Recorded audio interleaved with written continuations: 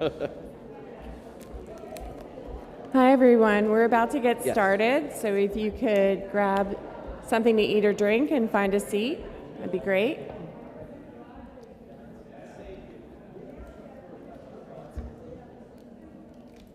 I find that interesting, but I don't see. Okay. I have the entire historic ordinance, but where is it?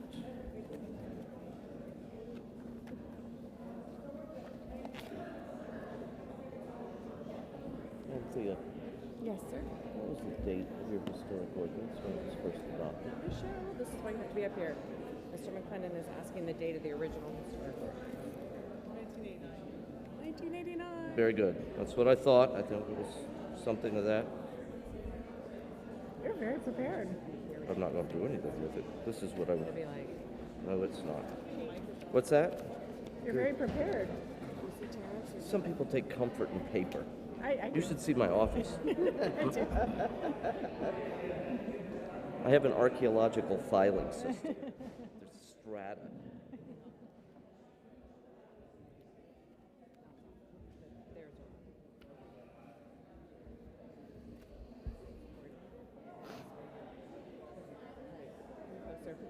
Act happy, Ruben.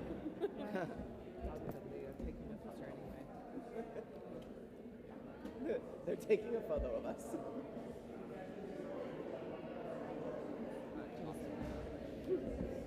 Does she work for the city also? Killing it. She's my intern.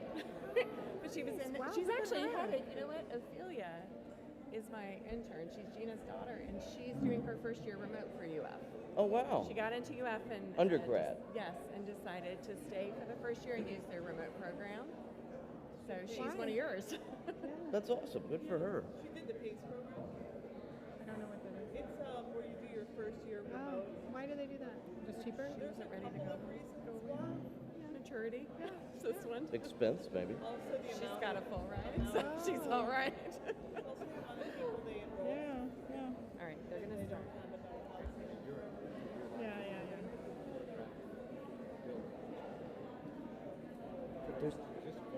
There's an office in this, is there? It just reminds me of a Anthea. nomination All right, how do these we're work? working This is on how you turn it off. for a house That's in mute? Sarasota. Should we turn it off? Let's check. No. That's what I thought. That's why I was asking. Hi, everyone. Welcome to day 2 of our symposium discussion about historic preservation in the city of Delray Beach.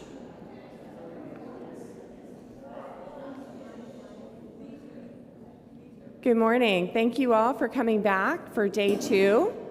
For those of you who are watching from home, because this is being live streamed, it is also being recorded. So if you have a friend or a neighbor who isn't able to be here today, they will have an opportunity to watch both yesterday's session and today's. I want to take a minute to recognize Commissioner Boylston. I believe he's the elected official who is here today. So thank you for coming. We have a number of board members from several city boards, so raise your hands. This is your volunteer community at work. Thank you so much for coming. Of course, Sammy, Tot, and the Parks crew for helping set everything up today. And Gina Carter from Communications has been a huge help to the Development Services team, and we thank you. So we're not going to spend a ton of time listening to me today. I'm going to touch on some input that we've heard prior to yesterday's symposium.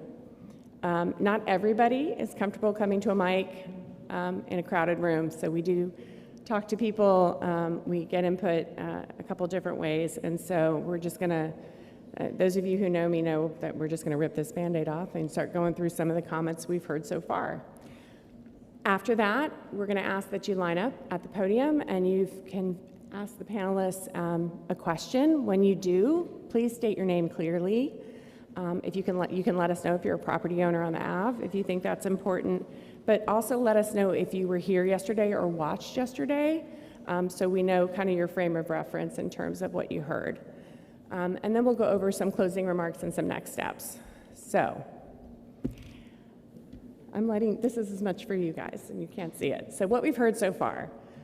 We've heard, obviously, this is a big issue, so we've heard comments aligning on different perspectives. One that we've heard frequently is Atlantic Avenue should have been designated years ago, and why wasn't it?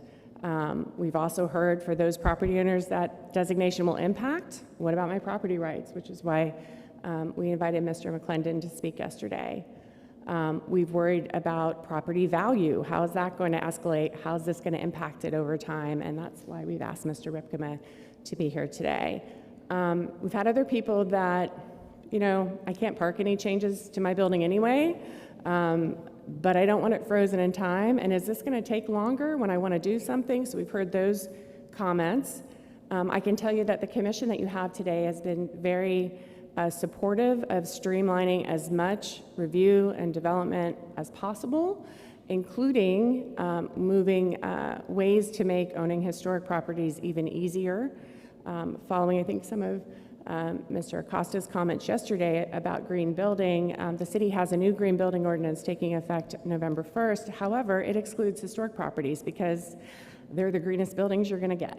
So things like that have been built in to try to make it a little bit easier and recognize the benefit of historic property ownership. There are some other things we can talk about. We hear this a lot. We need to keep Delray, and I think everyone here has something to contribute in terms of what does that mean exactly to all of us? What is keeping Delray?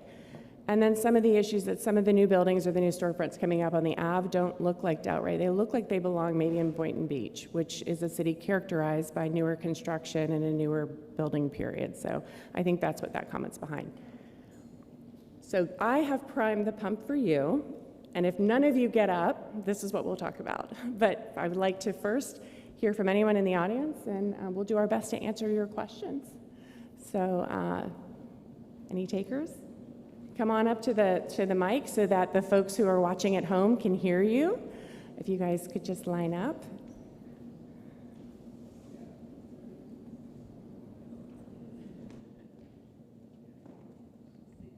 Good morning. I have a question about air rights. Could someone explain that to me? You want to do it? Yeah.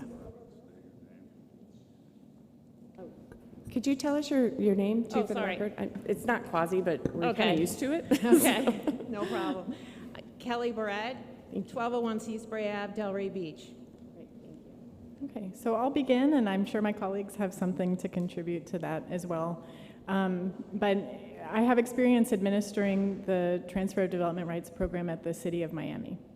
The City of Coral Gables also has an effective program. And the way that works is a Transfer of Development Rights program requires a sending site and a receiving site. And it's the purpose of this kind of program is for a public benefit. And the public benefit is typically either for preservation of open space or preservation of historic buildings. In the case of Miami and Coral Gables, both programs are for the preservation of historic buildings. And the example that I showed yesterday was this example of two-story motels, for the most part, in a corridor that was zoned for 8 stories. And also, in addition, this lowering of the height for 3 stories for any new buildings. And what does that mean? For a property owner, there is this, sense that there would be the potential to build 8 stories, but they're being limited to 2. So there's, just to roughly describe it, there's 6 stories of unused development that owner is not able to make money off of. The way the City of Miami arranged it, they allowed those owners to basically sell, and it's a private transaction. The city is not involved in the transaction, but between private property owners, the historically designated property can sell. Let's say the Vagabond Hotel was a 20,000 square foot site. They multiply, roughly 20,000 feet times 5 or 6. So 120,000 square feet of building envelope could be transferred to Brickell, to another private property owner or developer in Brickell.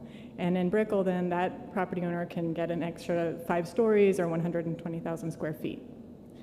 And that's through a bonus program. It's a city's, it's a very intentional decision that a city makes, and there is, a lot of administration involved to it, but it has been extremely effective in the city of Miami. And it actually is a citywide program, so while I showed the MIMO example yesterday, downtown Miami actually has a number of historic buildings that were designated that have also been transferring off their development rights.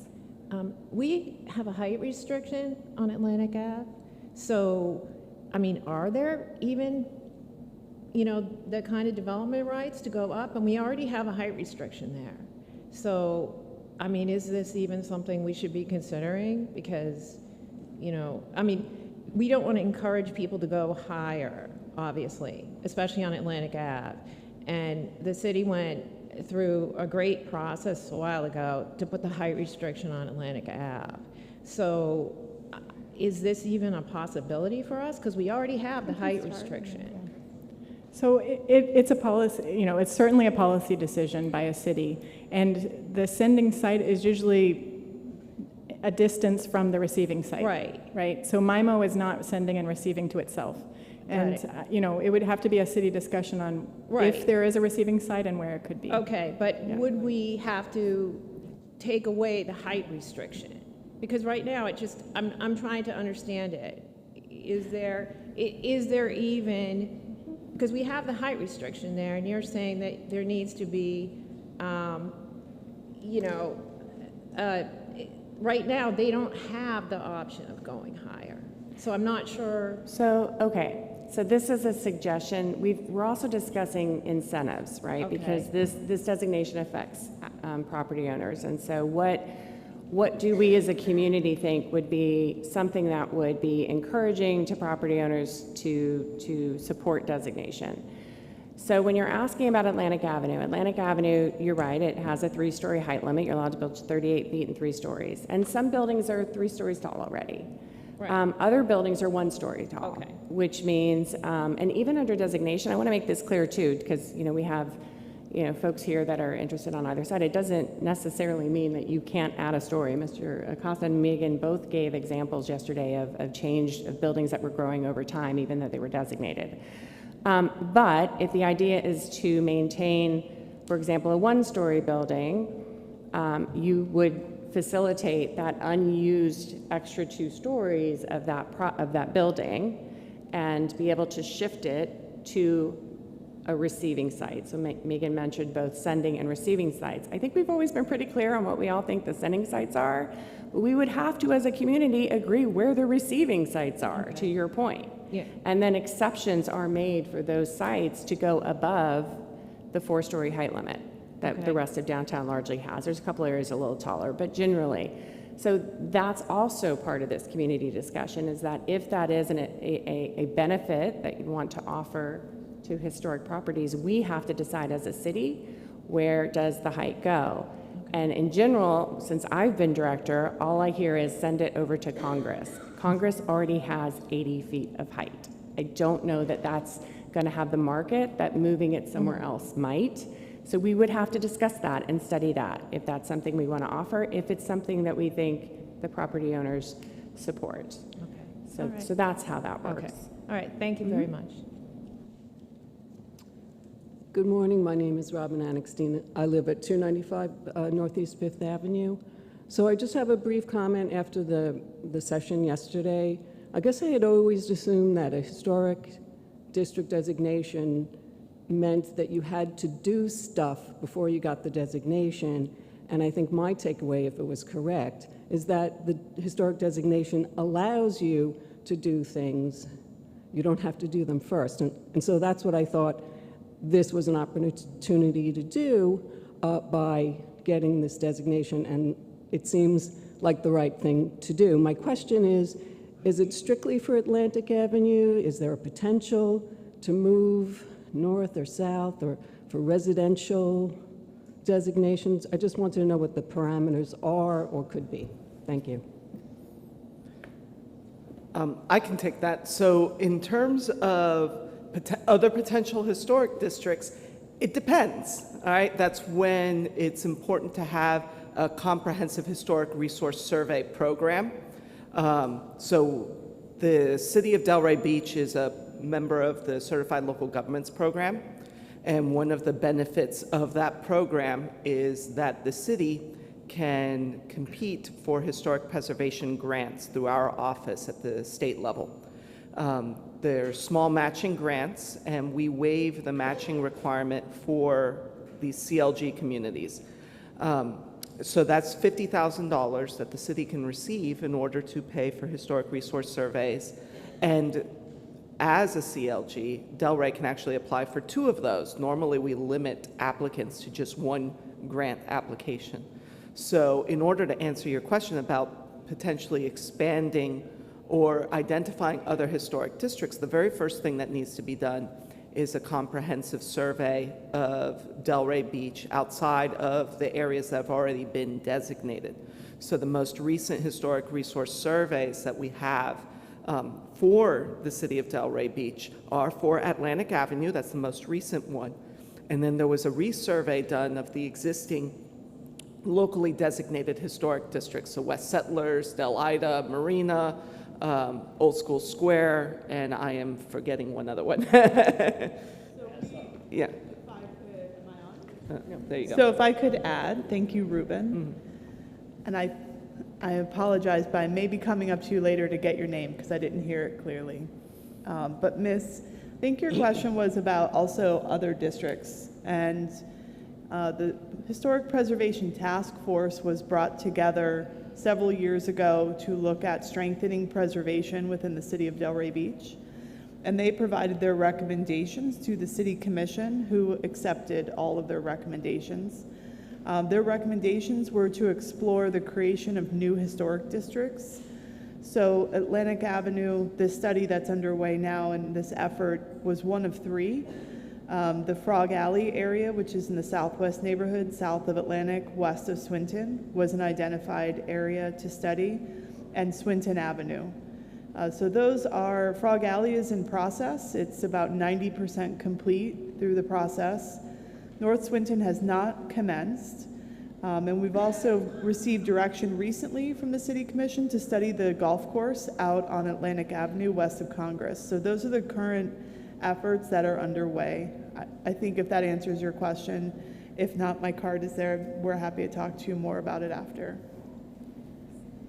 William Nix, 3430 Boulevard, Chatelaine, Delray Beach. And I was here yesterday, and thank you very much. It was very informative.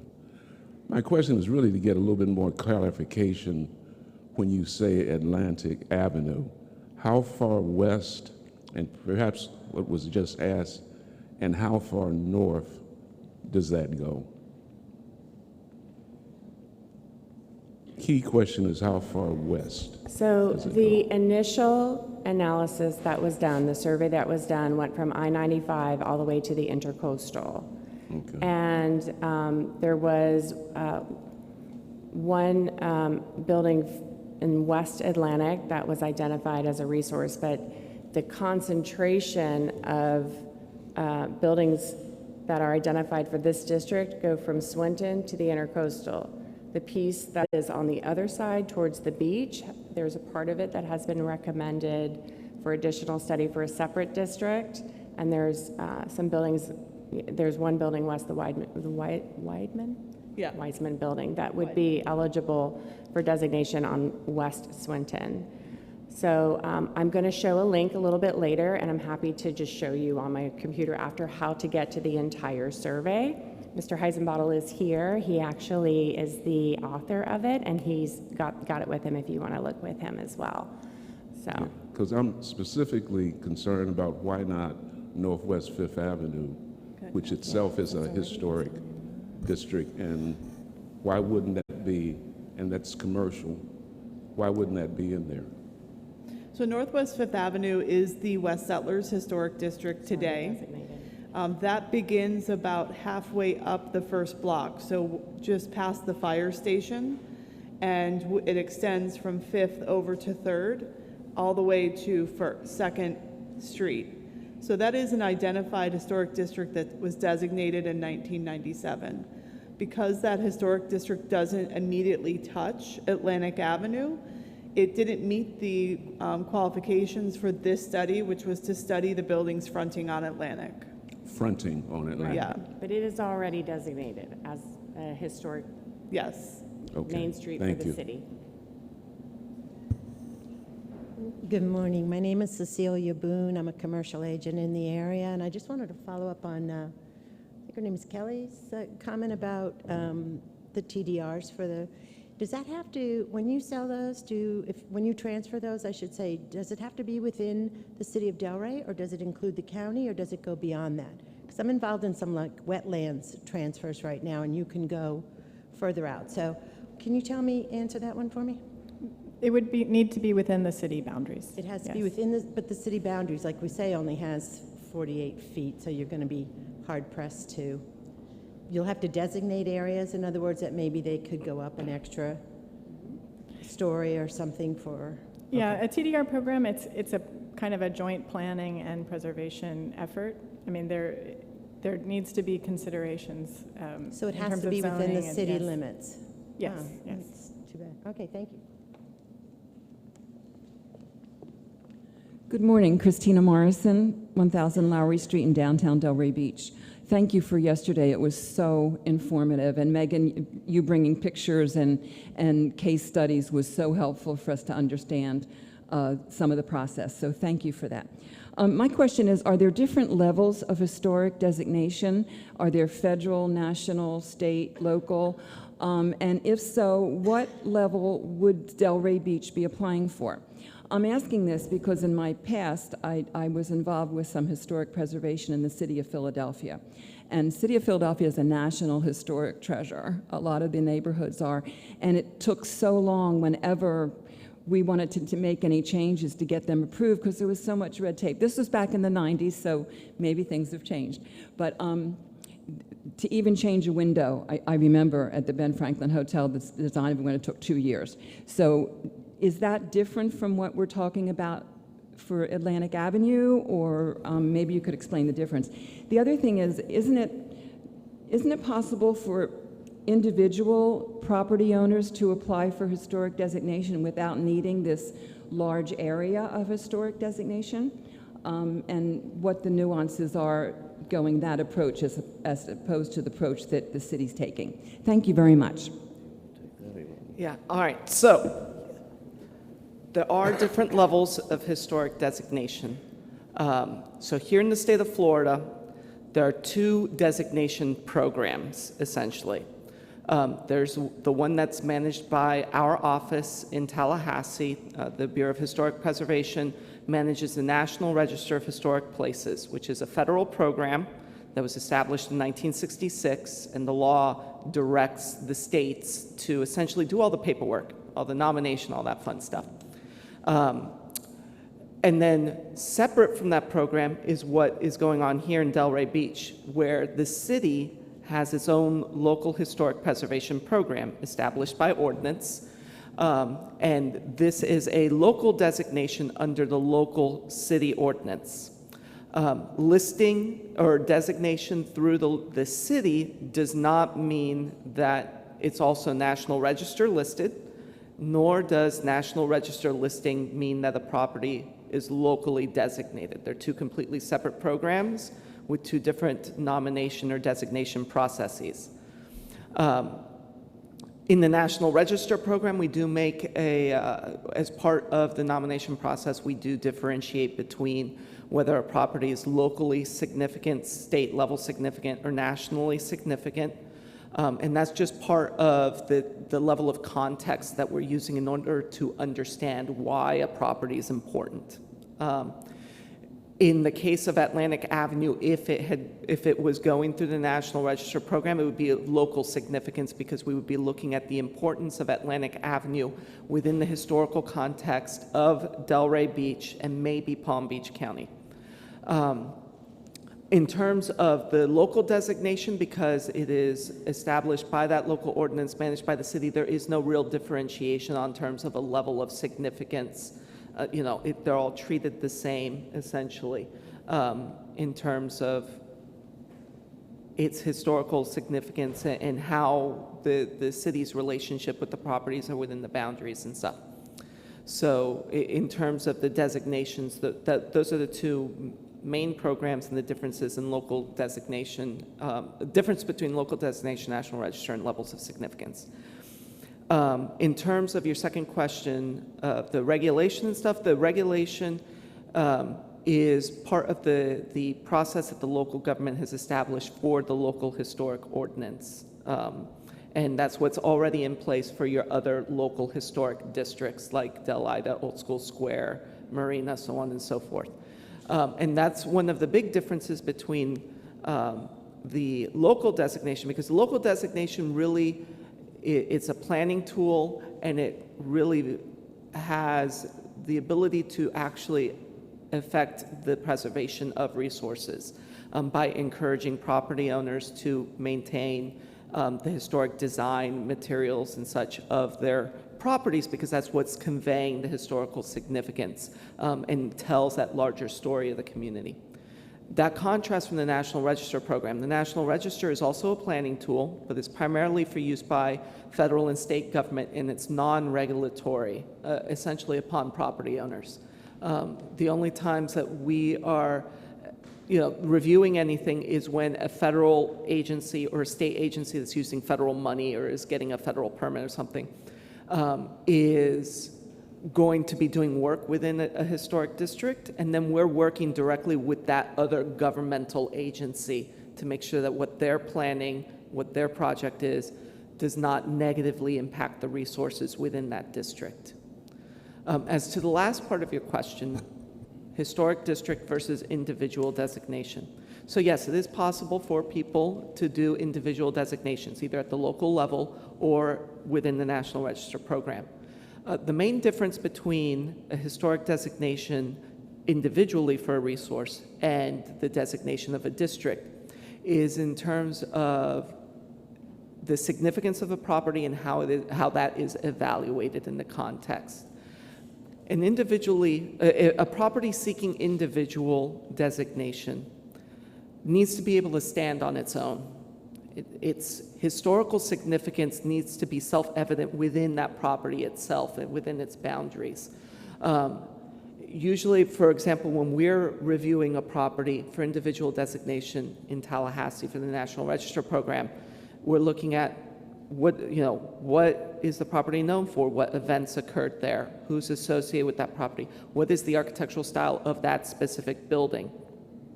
How do those events, people, or style compare to its neighbors? Is it a particularly good example, or is it just an example?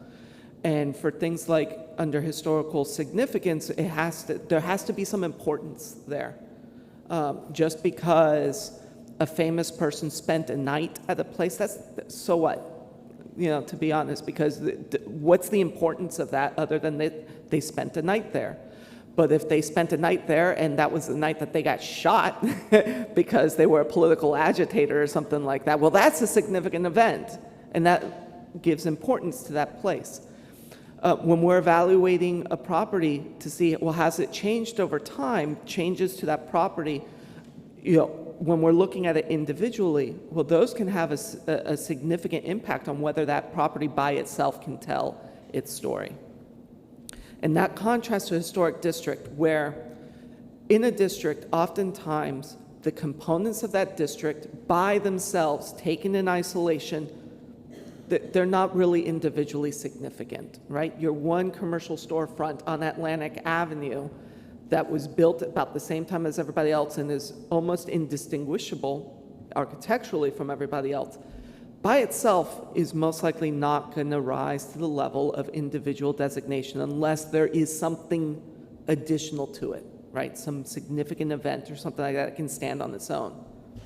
But if you're looking at it within the context of its neighbors and you're looking at what story they collectively tell, then it could be part of a historic district. And that's what a district does, is it recognizes those significant events or architectural collections and stuff that become evident when you're looking at a collection of resources. They're all right next to each other, that all share a similar history and stuff, that, again, individually they may not have that superlative level of significance or integrity, right? The ability to convey their historical significance through their physical characteristics. But when you look at them as a collection, oh no, there is something there, right? And it's like when you stand on Atlantic Avenue when it's nice and quiet and maybe you don't have as much traffic going by, and you look down that street, you could imagine yourself back, 50, 60, 70 years ago,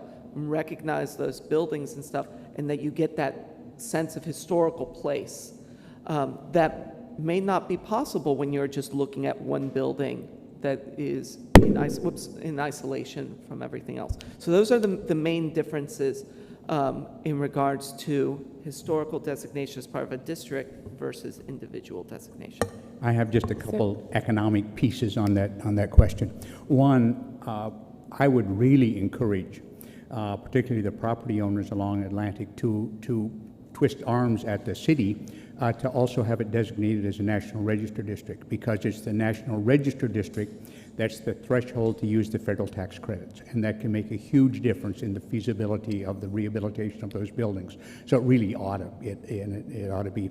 The other issue, and then this is strictly a kind of economic, when we do policy recommendations to municipal governments, we encourage districts rather than individual landmarking. It's not that there's not some properties that are appropriate for individual landmarking, the Grand Cathedral, the mosque, the synagogue, the courthouse, those are appropriately individual landmark.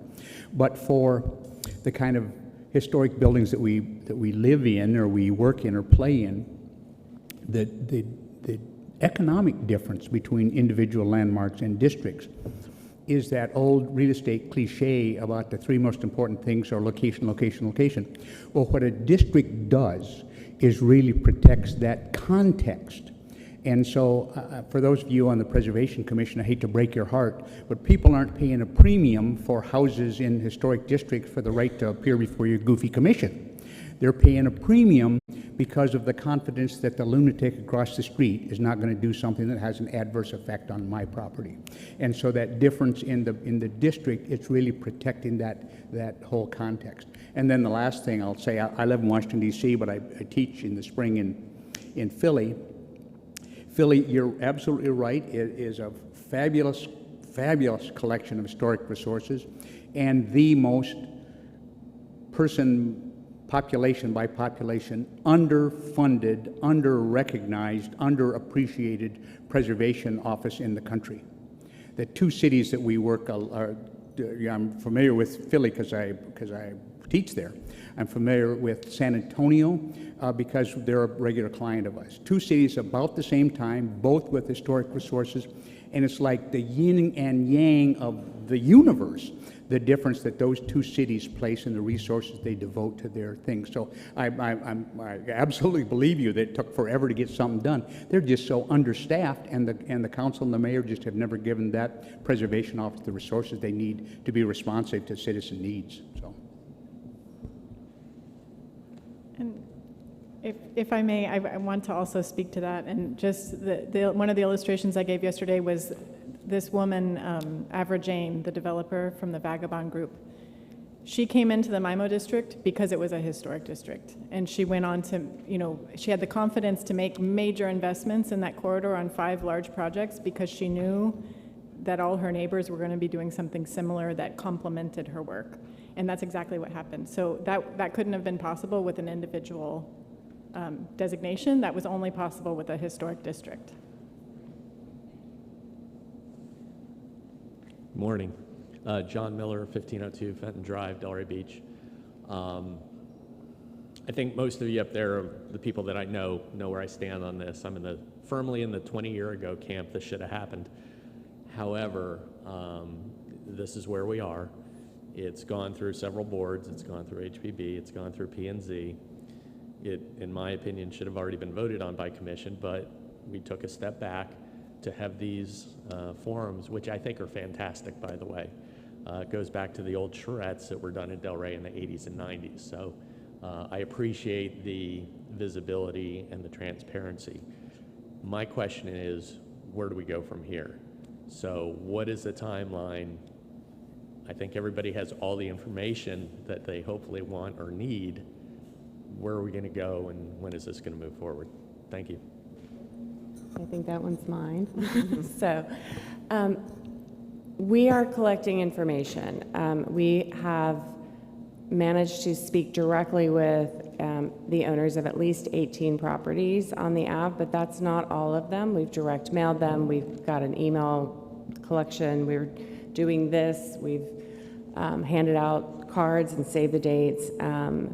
So we are trying to actively talk to each property owner to take their concerns and answer questions before this moves forward.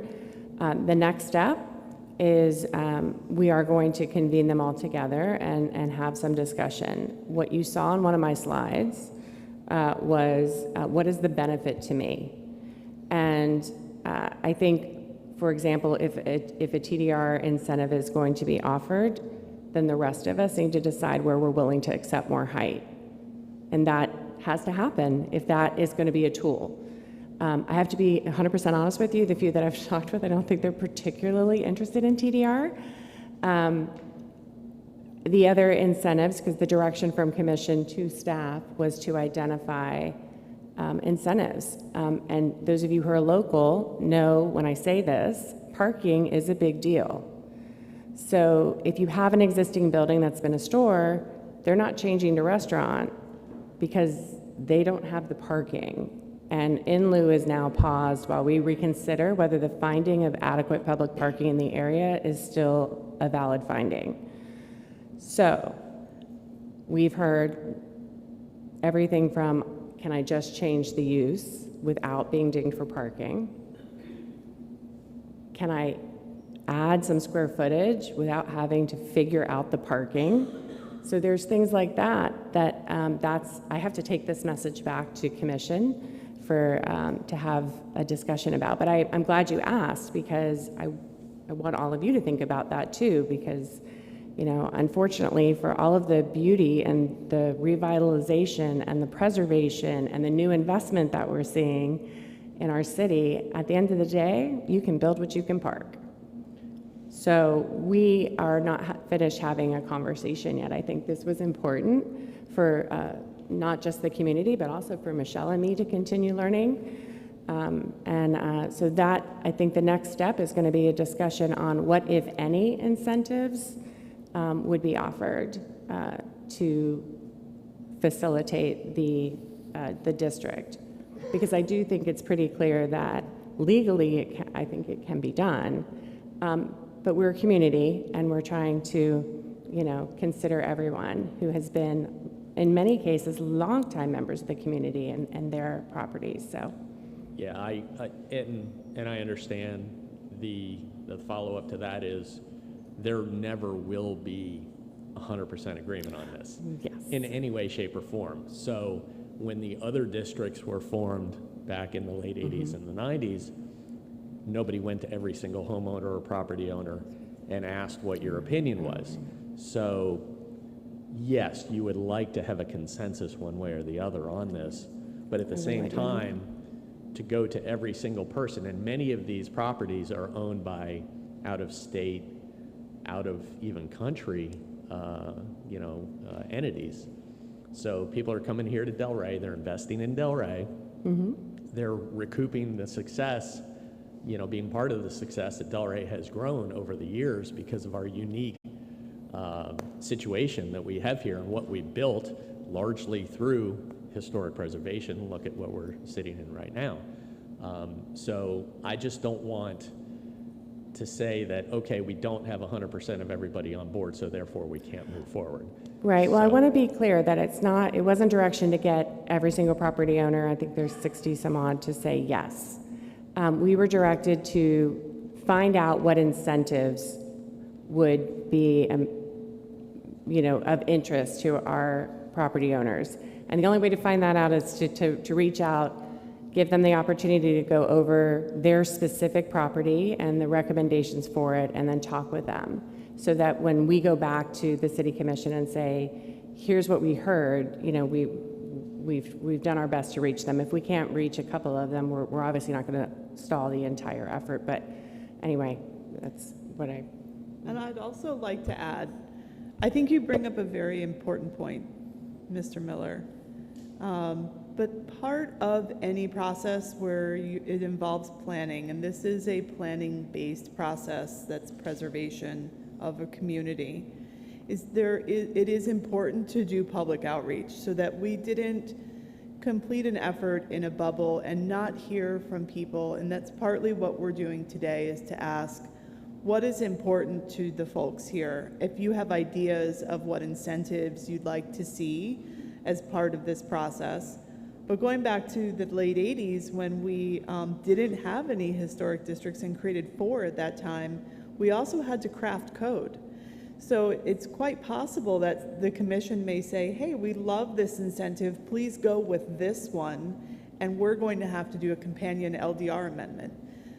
So I think the most important thing was that we came together, heard from the community, as many opportunities for people to come, like Mr. Cohen, who's going to speak next, and express a comment of some kind. We need to hear that. So I think it was important that we did this in an open venue, and I think the state had talked about that a little bit yesterday as well. Ruben had talking about that public process. But Mr. Cohen, will you have a question? Yeah, I do. Steve Cohen, 1140 Bohemia Road, resident since 1982. I was here yesterday. And I just have a couple questions for the panel. They talk generally about some of the historic benefits for other places they have been. And thank you for coming. I'm curious, did any of you guys go out last night on the Ave for dinner?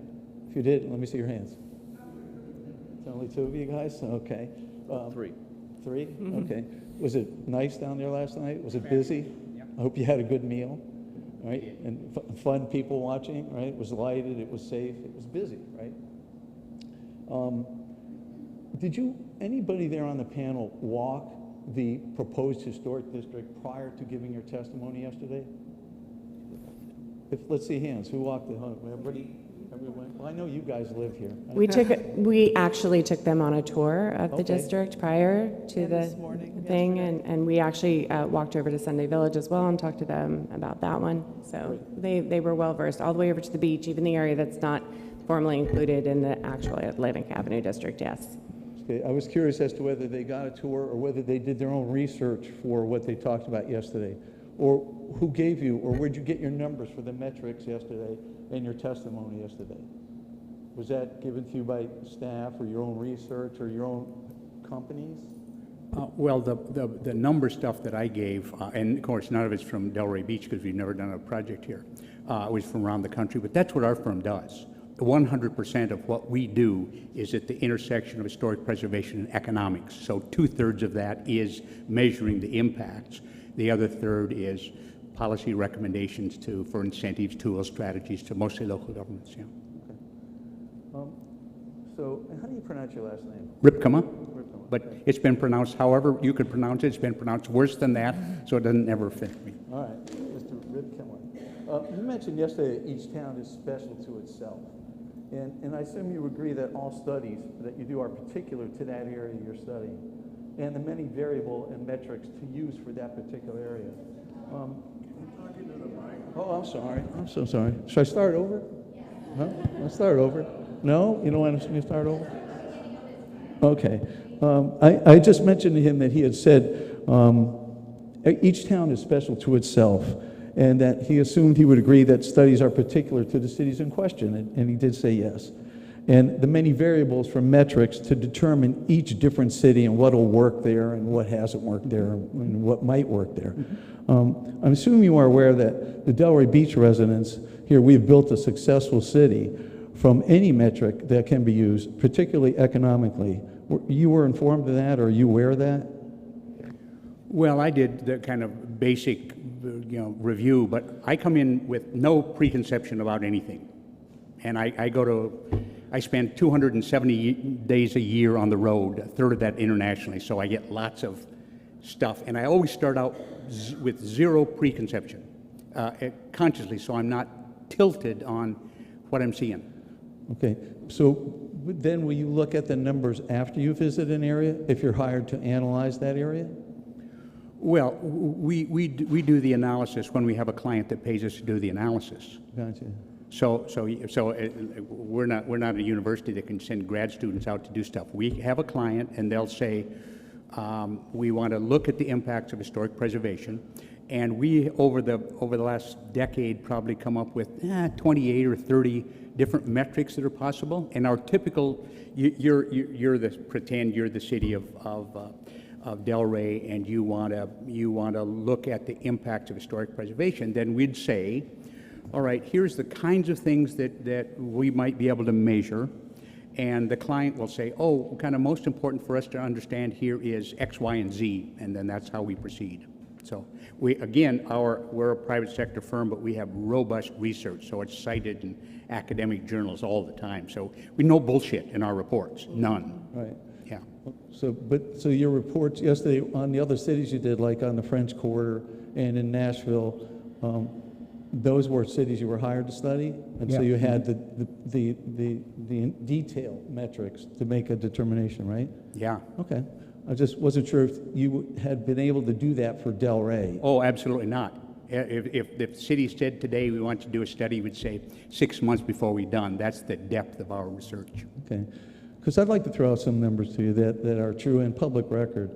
Just for example, Delray Beach proposed historic district, which is the CBD, has property values that have risen 265% since 2010. Were you aware of that? No, Okay. doesn't make any difference to me. Just trust me, because the numbers I cited are public here. Yeah. The taxable base in 2010 was 457 million. In 2022, it's 1.5 billion. So we've been really successful here with just the infrastructure, the private investors working with the government. It's been a fantastic public-private, partnership that's really worked well. And in fact, I'm going to give you a chart when I'm done that shows the property values have gone up every year this century. And in your research, have you compared, in your research that you've done, have you compared the change in property values within historic districts versus the rest of the city? With commercial districts? I'm only talking the commercial district. I only know the commercial district. So, well, have you made the comparisons? I mean, that's the issue. The issue is not did it move up 10%, go down 20%. Is the issue and the critical question is there a difference in the pattern between historic districts and not? Well, that's the test. Yes, I would agree with you when you're comparing it with other cities. I'm just talking Delray here. You understand? Yeah. Okay, so you don't understand Delray here. These property values that have increased dramatically.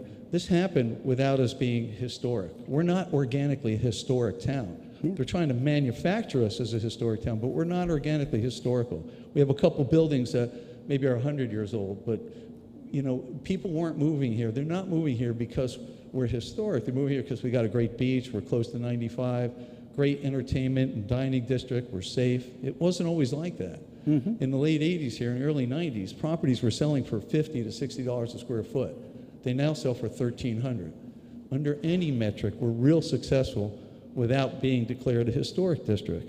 So I wanted to make sure that everyone on the panel understands our history, that we've got a great thing going here from a lot of private investors, and again, from work with the city, working together to keep this going. There's nothing broken here. It's a fabulous revenue stream. We've been able to fix all the other parts of the city, have fairs, art districts, and just on, and infrastructure. So hang on, because you've got a lot rolled into there. So if I can boil it down, I'm not asking you to stop, but I do want to jump in for just a second to follow up on what you've said so far.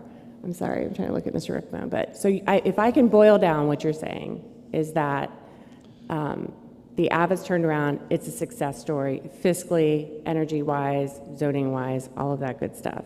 And I think, is it fair to say that your concern is that if a historic district were to occur, it's either going to reduce those property values that have been achieved over time or stop them from growing as quickly as other parts of downtown that are not designated? Is that a fair characterization of what you're asking?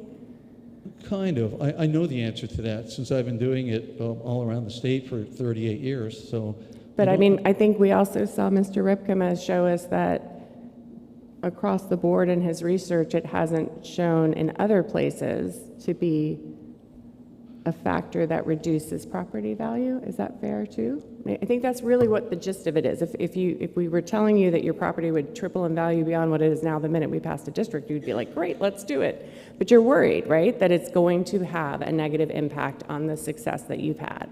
Well, it will. Our expected investment returns, the ROI on our capital costs to build these homes, to build these new buildings out here that we've been doing and that we bought, that were not historic when we bought them, and now suddenly they're going to be declared historic, it'll top out and cap the ceiling on those returns, which we've been looking at for decades and working on.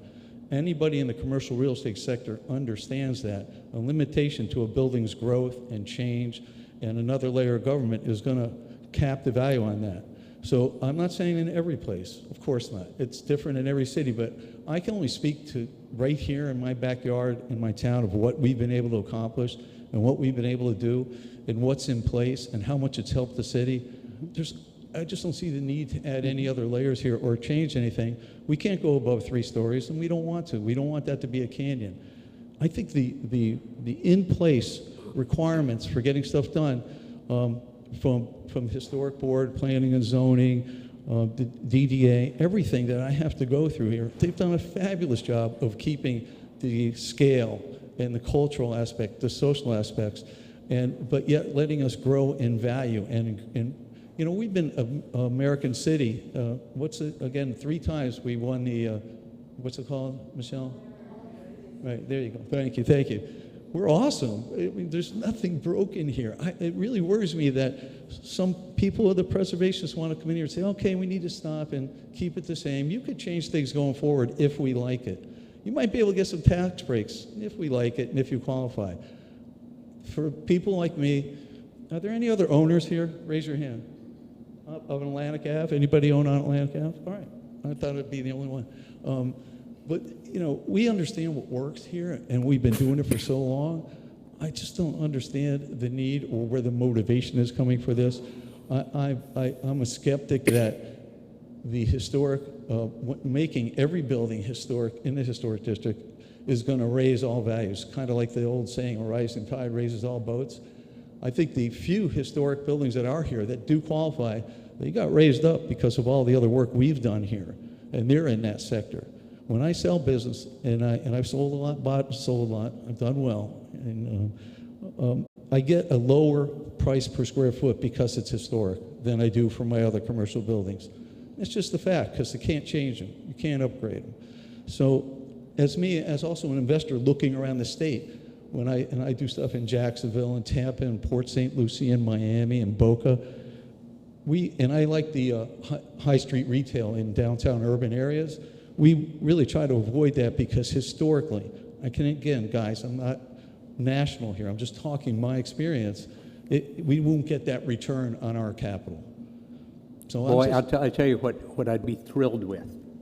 If you would provide me all of the data to show me all the places that you have rental property, tell me what the rents are, and show me what the rents are in the historic buildings in the same places, to show me that, and because I'm always open to new information. So provide me a bunch of data saying, here's the historic building, we only get X. Across the street's a new building, they get Y.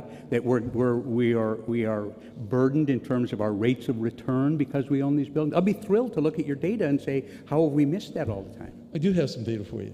I knew you'd want some data, but I don't have it on my other locations, okay? But yeah. We'll give this to you in a second. So let me see here. Another thing that worries me, and I've told Michelle and Anthea this, is if you take a look at the people that are pushing this process, the people that are in charge of it, even our elected leaders, there's not one person that has owned a property on Atlantic Ave.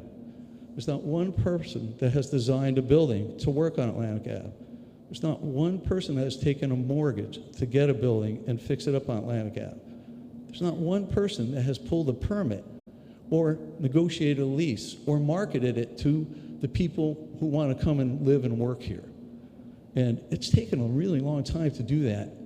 And I just have a problem with somebody coming in to tell me, well, Mr. Cohen, you know, you've done a great job, and you and the other owners. Now it's time for you to step aside. We're going to tell you what works here.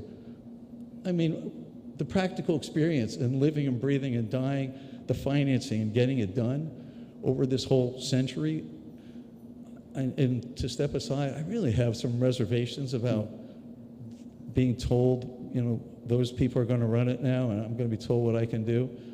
What do you think about that? Anybody on the panel? For the real experience, I'm talking about the guys I'm being on the serious ground. too, and I'm going to let you guys speak to it, because in terms of the local ordinance, you know, not a lot changes. Staff doesn't currently tell you what to do. You go to boards frequently, or you follow design guidelines that the city has adopted. You follow the zoning that is on the books. And historic preservation works the same way. It's you come and tell us what you want to do, and we evaluate it against the rules that are on the books, and sometimes you have to go to a board, and sometimes you don't. They actually have more administrative authority, which most people don't know. But if you don't like the administrative authority, it's the same thing that happens anywhere else. You go to a board and ultimately to the city commission. So I think the idea that anyone is telling anyone what to do is not a fair characterization, but I'm going to turn it over generally to the panel, because you have zoning rules now and you have design guidelines now. It's not. Well, it's, I think they understood my question. Wasn't a particular person telling us no, what no, to no. do, I but just the process. I don't know who they were, so it was sort of like it's a different board. To be fair, it's a different board. And Sorry. If I could say something at this point, I don't know what the metrics are of what board members on all of the boards in the city of Delray over the last however many years have owned property on Atlantic Avenue or in a commercial district. I do know that there's a member of DDA that has owned property on Atlantic Avenue. I think that the Historic Preservation Board specifically says, if you look at the requirements in the revised Chapter 2, to qualify to be a board member, preference is given to those folks who own property in a historic district. So should Atlantic Avenue become a historic district, the preference certainly would be, come on, Mr. Cohen, please sit on my board. I need you to apply in order for you to be appointed. So I just wanted to mention that. It's going to turn into recruitment. Yeah, I have to recuse myself we'll on all my... If I don't have to you. recuse myself on my projects, that would be great. That's okay. You technically can't vote on your own property, but does anybody from the panel want to jump in? I can speak briefly to that, and I just want to agree with you that yes, the city of Delray Beach has done a fabulous job for decades, really laying the groundwork. I think, you know, the property owners on Atlantic Avenue are benefiting now from the really great planning efforts that have, you know, in a collaborative way. And that's why it's so great that this Atlantic Avenue discussion is public, and that there's plenty of time to kind of brainstorm together what's the best path forward. What I would say about, you know, what does it mean to be in a historic district versus some other layer of review? From experience at the city of Miami, there were different types of design review that took place there, just like in Delray. There was a historic preservation board for the designated places. There was an urban design review board for certain areas of the city, and they also had design guidelines and their own kind of marching orders. And then there was another type of district which was called a conservation district, which some people know of them as kind of historic district light. What I found as a staff member, just kind of seeing how those worked and what, you know, you watch a project kind of like enter in from the beginning and get spit out at the end of the process. The conservation districts were not as easy to manage. In some cases, they were less, you know, the administration was actually less effective because it wasn't as clear of a process or clear of guidelines. And on top of that, there were no benefits. So the wonderful thing, I would say, you know, the advantage of historic preservation, if that is something that this community chooses to do, is that you have a tried and true process that's been, you know, established since the 60s. You know, it's pretty clear what historic preservation is. You've had a program here since the 80s. You have a board that is, experienced, and, very good staff that's experienced. And on top of all of that, you have a whole package of benefits that come along with historic designation. So, yes, I mean, Delray Beach is a special place. It's in its own kind of category right now. It's very successful economically right now. But, you're, in terms of whether or not a red tape would be an issue, I'm not sure that that's something to be concerned about. Well, the issue I'm wrestling with is it works great. It's been working great. We're on a 35-year path of growth and success, and I don't think anything should be changed or broken or moved, especially by people who don't have any skin in the game and haven't built it and don't really know how to maintain and run a main street other than from theory. That's one of my main problems, the actual practical application of somebody's life experience to now change our street that we've worked so hard for. I don't know that we need a historic district. I understand there's a lot of people here who want one. I'm not sure why, other than there may be historic buffs. And we do have several buildings that would qualify for that, but not the majority of them. And but I don't want to argue with anyone. I do appreciate your time. I do have some information for you. Just to, I should have put my email on there because I'll be glad to send you anything else I have. Can I approach the bench here? Can I just supplement that with saying whether or not the program works well or not, I mean, whether like you've experienced in another city, that all is kind of due to whether or not the program has legitimacy, is funded by the city, has good staff and all that. I think, based on my experience, you do in this place. And so some of this is a shifting from one control to another and to an experienced board. So I don't think the sclerosis is something that I would expect to experience in this city based on the way it's been operating hitherto. But that it's a factor if it's not really, I mean, it depends on the funding and the support. Yeah, and one last thing, I do want to point out that since Delray Beach is a certified local government, there are certain requirements as that program in regards to who serves on historic preservation review boards, and there are certain professional requirements that we encourage communities, like there should be an architect on a review board. There should be a person who's familiar with local history, and a lot of times they'll write into the ordinances that there should be a real estate professional on the review board and such. So I would encourage you to reach out with your city, look and see what are the professional qualifications of the people that are on the board and stuff, and that may allay some of your concerns regarding the people that are making the decisions on the board. But we do work to make sure that the programs are standardized across the state and have the professional people that they need to make in order informed and objective decisions as part of this process. Thank you. I'm Matt Gracie Jr. I'm a third-generation Delrayite. Defending myself against some of the social media stuff, I delivered newspapers downtown as a kid on my bicycle. So I do have some credit. I also was a founding member of the CRA, longest-serving founding member of the CRA.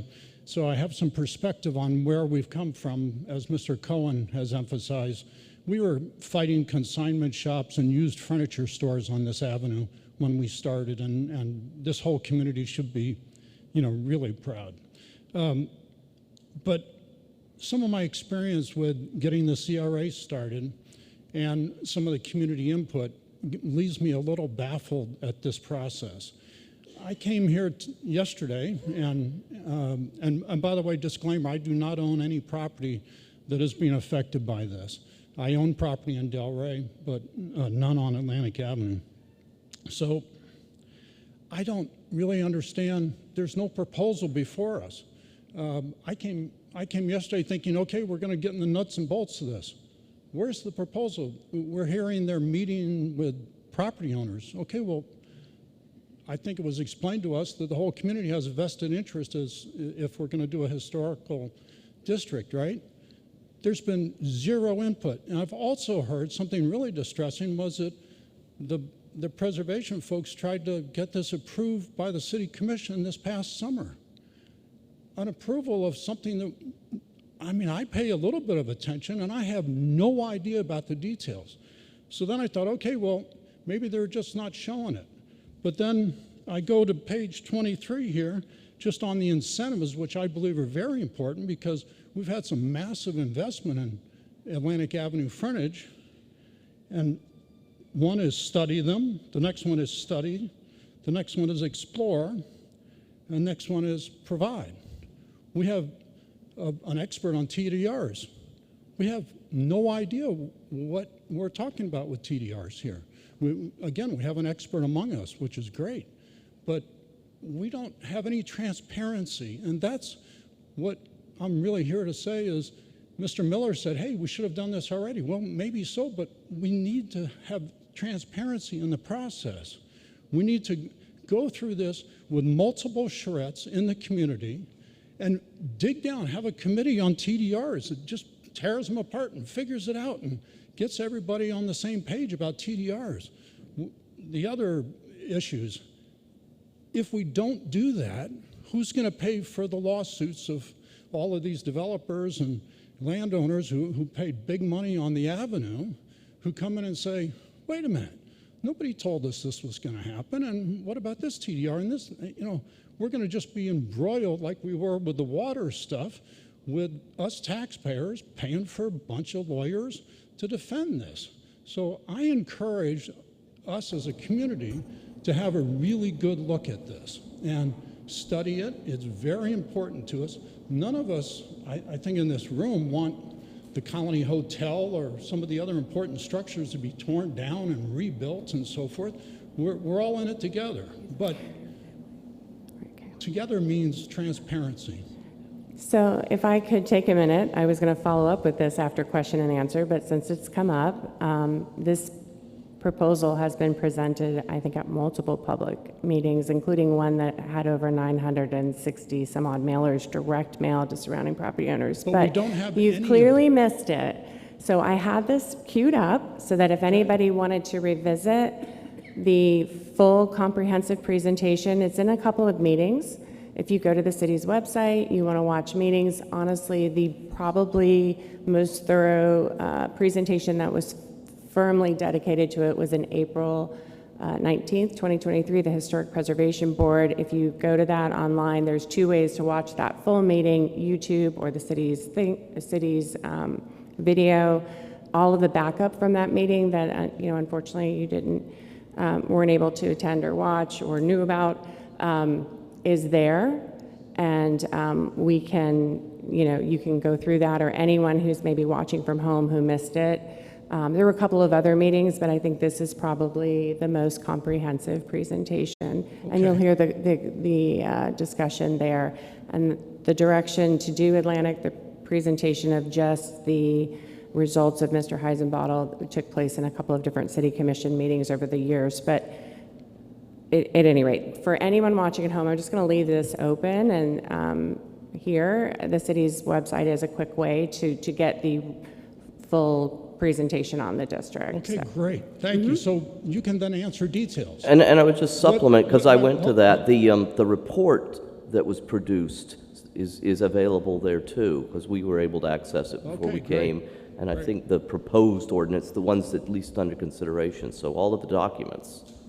So we can deal down into the details. What are the what's the TDR detail that's being proposed? Honestly, the TDR is just an idea for an incentive. The ordinances that are related to adopting this, the City Commission had told us before we bring them to them to start talking about the types of incentives.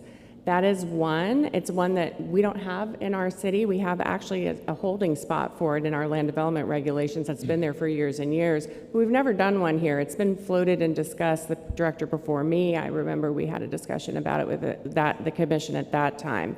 So because it was new, we did appreciate that Megan could speak to how that had been used elsewhere. West Palm Beach also has one that they've used mostly to preserve historic churches in their downtown, but that may not be one that we decide we're going to do. So we haven't decided. This is part of that process. Okay, but But you're asking the city commission to approve this whole thing No, without any no. of the details worked out? No, that's not true. The city Okay. commission, Help us here. for us to work the details out, we have to hear from some folks too. So this is part of that. We're collecting all of these comments, and we will go back to them with what we've heard from everyone and the advice we've gotten from folks, and then we will receive direction from them on which incentives to approve and whether to proceed. So you're asking for the overlay to be approved without the details, or No, are we going that to isn't- not no. approve anything until all the details are worked out? Nothing will be approved until all the details are worked out, and this Okay. is part of that process. But as a starting point, you have homework, because you have to go and get to report. And if you have trouble getting it, please reach out to one of us. We have business cards up front, and we can try to connect it easier for you so that you can see the All right, full I detail. have one other comment for the economist here. So it seems to me, if you're comparing the values of buildings right on Atlantic Avenue, which is what we're talking about here today, versus the value of buildings off the avenue, which may be historic. I don't know of too many of those besides homes. How does that work when you're comparing increases of values in our main street versus even a block or two or three back that you might find some historic building to compare to? Great question, thanks. Yeah, the typical methodology is to, again, and I don't know Delray Beach, so I don't know what's where. The typical methodology is numbers are great, but numbers are meaningless if they're not compared to something. So there has to be some comparable measurement. And what we do in the property value thing, we get a common unit of comparison, and that's usually value per square foot, and the change in value over time indexed between whatever we're looking at, and that's usually properties within an historic district versus the comparable properties outside the historic district. So that's the basic comparison. So and again, they're indexed so that you start at a fixed point in time and say that their values may be different, but that base value is X. And how did that change over time in the historic district? How did that change over time in comparable properties not in historic district? To see if this issue of, well, these damn extra regulations, they're hurting, if it's not hurting in values, it's hurting the rate of change in value. So that's the basic comparison that's made. Got it. And can I assume that you mostly work with towns that have not had the kind of economic boom that we have had here? Because again, we're in fact, late most discussion. Most of them have this kind. So let me just tell you the recent. There's some that are more struggling. I can think of Frankfort, Kentucky, that's not a boom town. Cumberland, Maryland, that's not a boom town. Saratoga Springs, it kind of is. But then New York and Raleigh and Miami-Dade County and San Antonio and Phoenix and Los Angeles, those are not places that are suffering economically. They're all having this kind of movement in property values. And in all of those instances, in fact, the movement of property value is greater in the historic districts than elsewhere. Got it. It just seemed with our Miami expert, with the examples of the basically areas that were just riddled with prostitution and so forth, that's a great example of coming up, but we don't have that on Atlantic Avenue, fortunately, after 35 years of the community coming together to work on it. So thank you very much. Thank you. Sir, And Lake Wales. can I ask you a quick question? Sorry. Absolutely. You're Matt Gracie Jr., Yes, right? ma'am. Did you recently renovate the house on North Swinton on the west side of the road? Is that you, or is that? No, that is not me. So maybe that was the Backer family? I don't know. There was somebody who did a renovation. I want Wasn't to me. compliment them on how nice it turned out. Thank you. Good morning, everyone. For the record, my name is Rich Heisenbottle, president of R.J. Heisenbottle Architects, and yes, my firm is the author of the proposed Atlantic Avenue Historic District. One of the incentives that we didn't dig into very much that has turned out to be the ultimate incentive in the city of Miami is a density incentive. We're talking about FAR. We had an ordinance that had FAR incentives in it. Wasn't used very much. Didn't get all of the money-making opportunity that this new incentive had.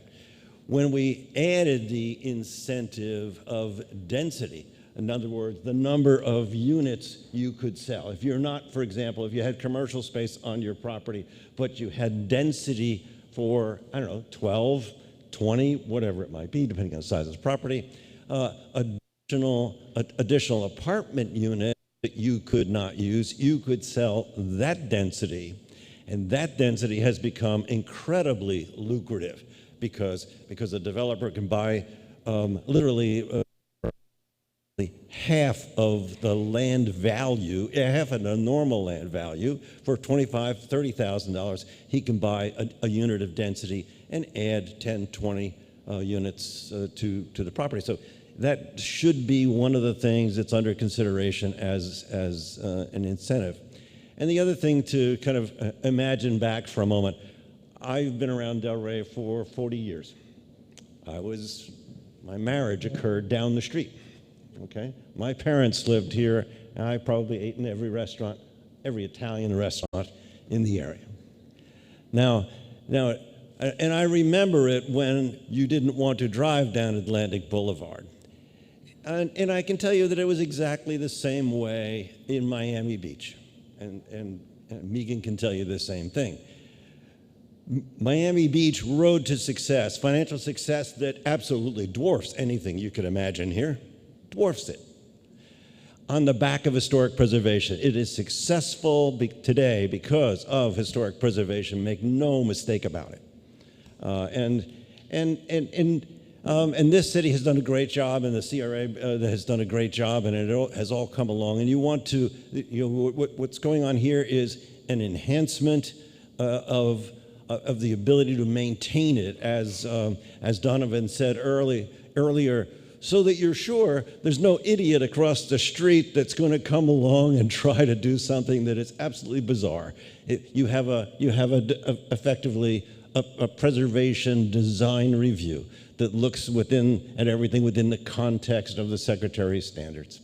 So anyway, I clearly highly encourage it, and I clearly highly encourage trying to turn this into a National Register district as well, because therein lies the other incentive that has been so tremendously popular. Thank you.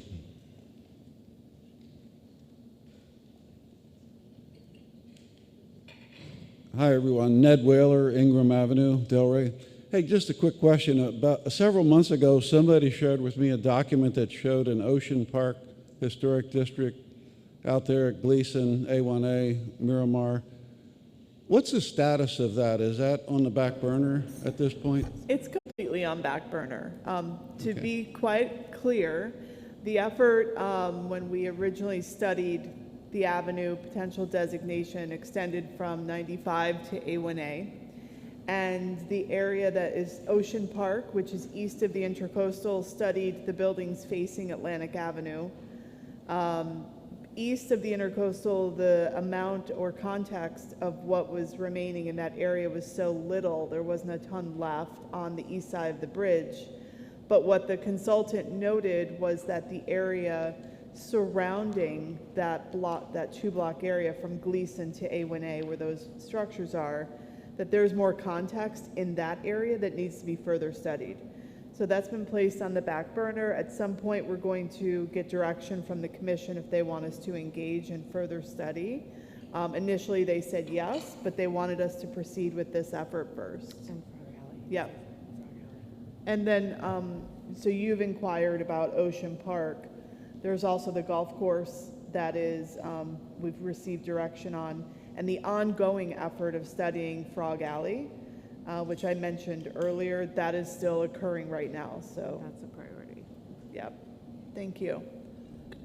Can I follow up just to Mr. Eisenbottle's excellent point? A lot of Delray's success, I think, and his tremendous success, you instituted some things here that are, to some extent, as Megan said, preservation light. I mean, it was design review and some other things that were good controls.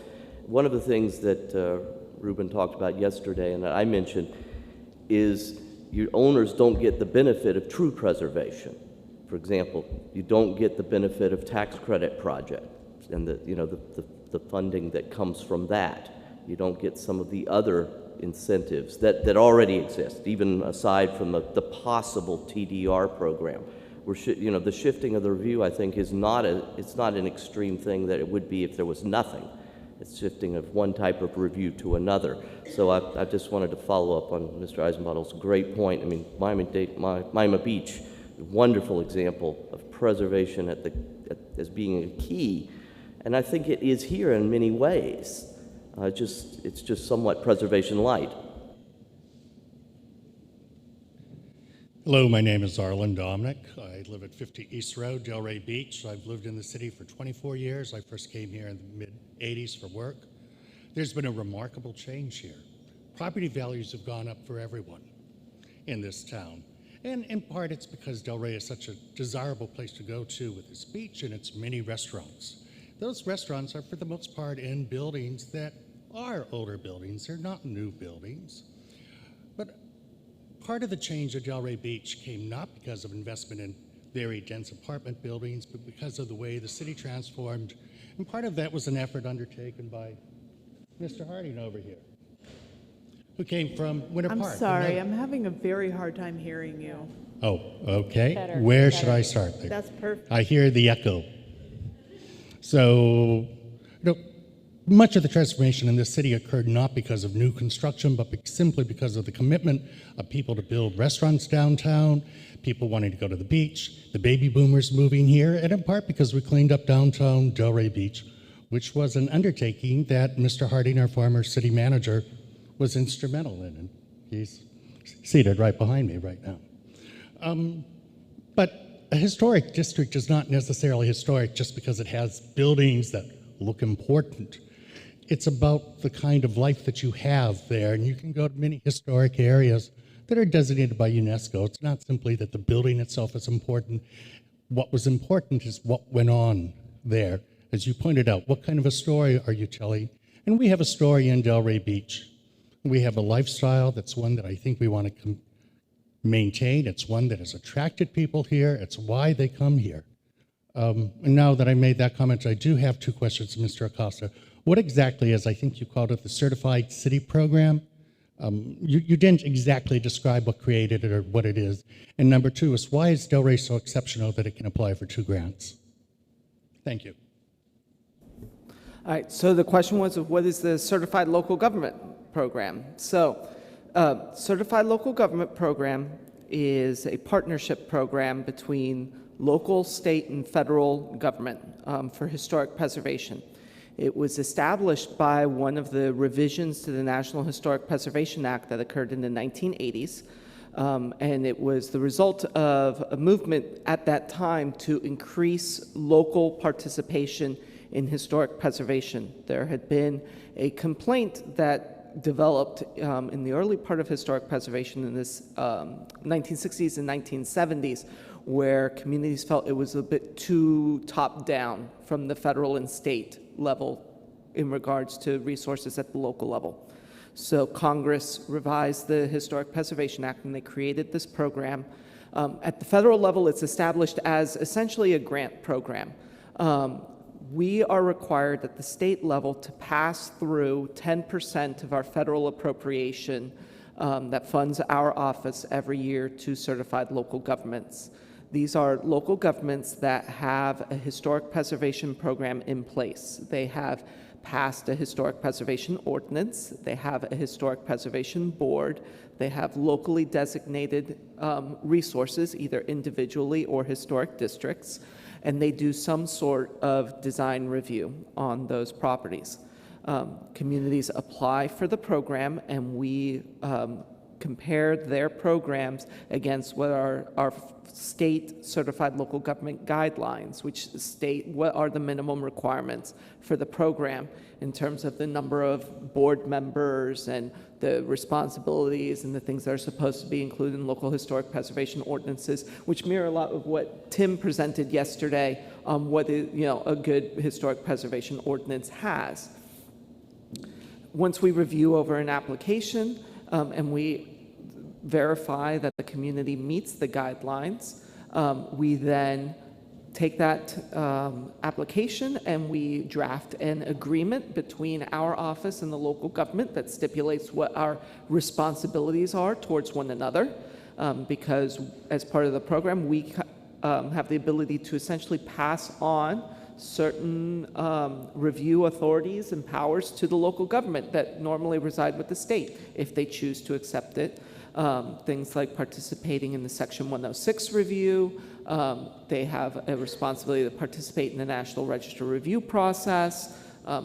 So a nomination for a property within the jurisdiction of Delray Beach. If the city itself does not write it, we are required to have them provide them with an opportunity to review and comment, and they actually have a form of a veto ability over those National Register nominations if the local Historic Preservation Commission and the chief elected official both decide that, no, actually this property is not historically significant for whatever reason, or it doesn't meet whatever other criteria that the National Register establishes.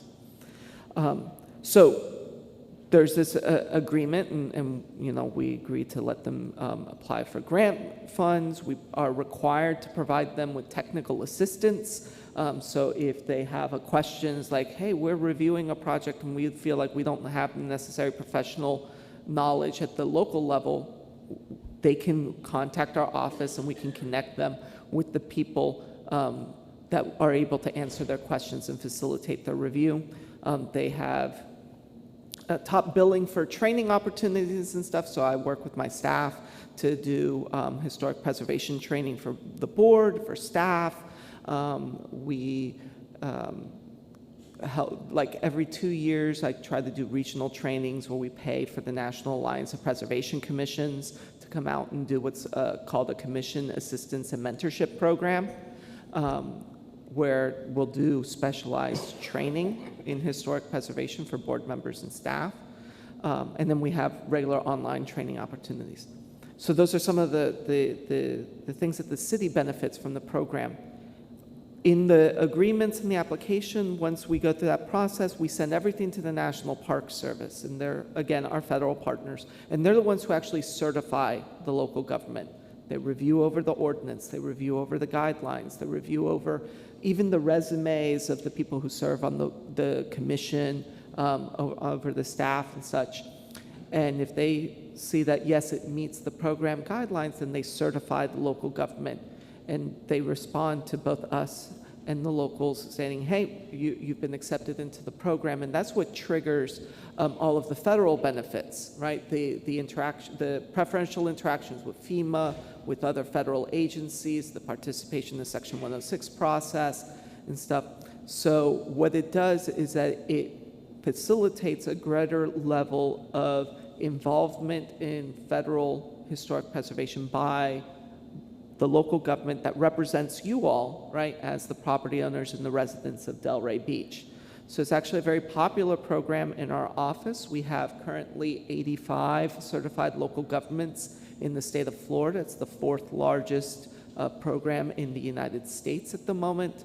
And it's a very useful program because it formalizes a lot of the things that tend to already exist at the local level, and it gives the local government a greater ability to advocate for its resources and its residents when it comes to these projects. It's like the city of St. Augustine, they're a certified local government, and it really facilitates them in their work with the Army Corps of Engineers, where they're doing a lot of work over there in rebuilding seawalls and doing work on the various inlets and waterways over there.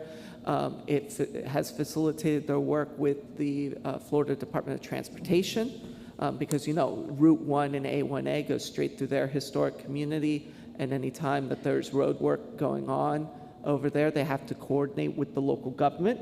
I mean, for example, just 2 weeks ago, FDOT was doing work on US 1 near the Bridge of Lions, and they were digging it up and they were putting in some improvements, and they found a shipwreck under the road. And so they then worked with the city archaeologist and a number of other people to do a quick excavation to determine, well, what is this resource and how large is it and what are the artifacts there, and to place it within context so that they could identify and document the resource as part of the necessary transportation project. And the community, the city, was directly involved in that. I think, could I add to it? Sure. I think being a municipality that participates in the CLG program, something in addition to everything that Ruben has highlighted that we find very valuable, of course, are the grant programs, because we're a CLG, we do not have to match the small matching grant, which is $50,000 a year. In the last 6 years, we've received, I think, 5, so about $250,000 in grant money. 100,000 of those dollars were utilized to make public records more accessible to the public, and they've been published on our website. So it's taking a city process that's working to streamline and create digital process, and it's augmenting that and enhancing it. But the other thing that's a really valuable piece to that is the network of the 85 other jurisdictions that exist. We are all in constant communication with the state, but with each other. So if somebody comes along and says, you know, I would like to have a conservation district, but that city has no regulations, they'll email our whole group and we'll start a conversation and sharing information with them. When we adopted artificial turf regulations, we reached out to our partner CLGs to hear what are the other cities doing so that we're not working in a bubble.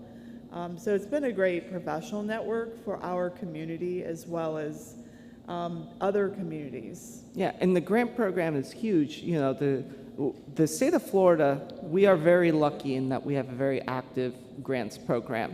Our office gives out $1.5 million in small matching grants every single year, and the certified local governments are routine recipients of those monies. We also have a special category grants program that funds much larger projects we call development projects, brick and mortar historic preservation. Those grants go up to $500,000 per project. Now, we don't waive the match on those because those are significant projects, but that is something that you know, many other states do not have. I used to work in the state of Nebraska, and the only grants I was able to give out were the CLG grants, and that was about $40,000 a year thereabouts. So we're very lucky to have that. Phased. Yeah, yeah. I was going to say those can be phased, but something I've been completely remiss in not taking a moment to mention today is that we are currently under an active grant from the state of Florida to complete a historic resource survey of our cemetery. That was one of the areas in our priority list that I failed to mention earlier. So the cemetery is going to be looked at from its original inception, the burials, recordation of the markers, creating of a digital map set, and also documentation of any, if existing, segregated portions of the area, which we do believe exists on the cemetery. So I know we are just at the 11:30-ish mark, and want to make sure that everybody who's here, because we anticipated ending somewhere around noon. I've heard some feedback from some folks that said, take a stretch break if we're gonna go more than 2 hours. So perhaps we could throw it back to the public. Do you have any other questions or comments that folks would like to make? Good morning.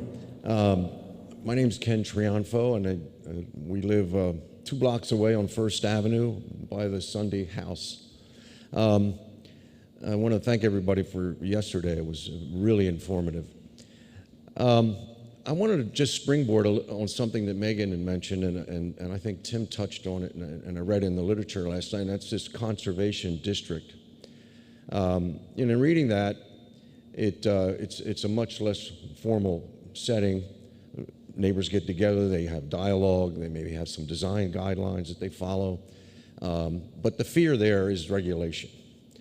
And then if we could imagine maybe on a spectrum, sort of the loosest conservation district here and the most strict regulatory historic district over here that with the most strict regulations. My question is, does there exist or could there exist somewhere along that spectrum, somewhere in the middle, a district, a historic district that provides for the benefits of a conservation district, the dialogue, the openness, the give and take, along with the benefits of, and the financial benefits of the historic district, with some level of regulation that would serve to protect the history and heritage of our downtown, which I think we all are in agreement of. And related to that question, I guess I would wonder if each of you could, what your thoughts are, and what would you consider overreach, regulatory overreach, within the context of everything we've been talking about? I would just start here and then probably should go to the more practical people, but the city I live in, Gainesville, up in North Florida, has a very flexible preservation program, and several of its districts treat the properties very differently. So, for example, our Northeast Historic District at Duck Pond is, our major residential. It's the strictest, and it's strict by consensus of the owners there. They want things regulated. They want it tight. Right next to it is Pleasant Street, and it's much less. They don't care if you have a fence there. It's they're interested in the historic buildings, but they're not trying to regulate a lot of the other stuff. Then there's another one, University Heights, right near the university, where the goal was we need to let sensitive infill here. And so we want to promote that. We want to be flexible on density and things like that. So the city crafted the districts to allow, in a targeted way, different treatment within the districts. And the point is that the city has the flexibility. What works in a district does not necessarily need to be the way it's done somewhere else. And each of those is a historic district, but they're dealt with a little bit differently. Yes, and I would echo that same experience in other municipalities as well, that a municipality has the ability to actually craft specific guidelines for each district if that's something that is desired. And often it is about the consensus of the owners and residents of that particular district. So City of Miami has maybe 9 districts, and 3 of them decided that they wanted their own special design guidelines, that they wanted to be regulated differently, and so that's implemented there. The other thing that I would say is another benefit of historic districts that I don't know that we've touched on is just that it is a public dialogue. That if a change is important enough to go to the board, there often is a mailing that goes out or some sort of public discussion that your neighbors will have a say. They'll be able to speak publicly at a meeting and have some sort of discussion. Mm-hmm. And as a result, we find that property owners in a historic district get to know each other very well. And often it's for the better, because they find they're working together sort of towards a common goal. And regulatory overreach. What would you consider regulatory overreach? Maybe this is for Tim. I don't know. That's an interesting question. For me, living in a very strict homeowners association neighborhood would be regulatory overreach. I couldn't stand it. So when I bought my house in Gainesville, I want to be in a neighborhood with no big HOA. And you know what? I did. And then my neighbor painted his house the weirdest color. And I have to look at it every day and say, you wanted no homeowners association. That to me, that micro controls, that to me would be the type of thing. And I think, that's the point. The city has the power to craft something that doesn't do that. that regulates what's key and what's important. In this case, the essence of the historic structure, but that allows flexibility to use, to adapt, and do other things. I'll just add a couple things. I was not a big fan of conservation districts because I kind of bought into the kind of pejorative dismissal of them as preservation light, and I've changed my mind on them in that they can, in most of them, the design guideline part is usually pretty de minimis. It's mostly things that kind of general design principles. It's massing, it's setback, and I'm not an architect, so I can't talk all those words. But that there's some character in the neighborhood that the neighbors think is valuable to keep. Nearly all conservation districts emerge from neighbors saying terrible things are happening in our neighborhood and we want some control. Sometimes conservation districts are created when there simply is not enough, of the kind of criteria that Ruben talked about don't exist. There may have been too many intrusions, too many changes, too many whatever, or maybe just the age. But what's interesting is when conservation districts were first invented, they were really saw as a transitional thing. That, oh, these neighbors are afraid that there's going to be too many regulations, so we'll put this in place, and when it operates for 4 or 5 years, they'll kind of get it and and they'll move to a more traditional historic district. Nashville is a city that I think has 26 or 28 districts that have come under some design review, quote, historic districts. 4 of them are traditional historic districts. The 22 of them are conservation districts. So the number that have taken that transition path is exactly 0. They've remained that, but there is a place, and what Mr. Cohen said earlier is absolutely right, that every city is different, and you have to think about the context of that city, but there is a place that it works well. San Antonio has probably the same number of historic districts. They also have conservation districts. There it's maybe 4 or 5 districts and 22 kind of traditional. We charted the pattern of property value change over time in San Antonio. The one that did best over time were the traditional historic districts. The one that did second best were the conservation districts, both of which outperformed the rest of the city. So they were both a value enhancer, but in that kind of priority. But I think also what both Megan and Tim talked about, this issue of really localizing on the neighborhood level the criteria, the design guidelines, the thing. And then it kind of is if you're responding to the needs of that neighborhood, then it kind of doesn't matter there may be some technical legal reasons it matters, but they're the key elements of the neighborhood. The purpose of whatever design guidelines there are to kind of keep those criteria, and so I think that they're at least a tool worth considering. As to the overreach question, from an economics thing, and Tim can explain it better than I, is that a simple diminution of value is not a taking. A taking is if you lose all the value. But I'd say that overreach on an historic district is if it has a significant negative impact on values in the neighborhood. I think that's overreach. Something's wrong there if it's forcing properties down.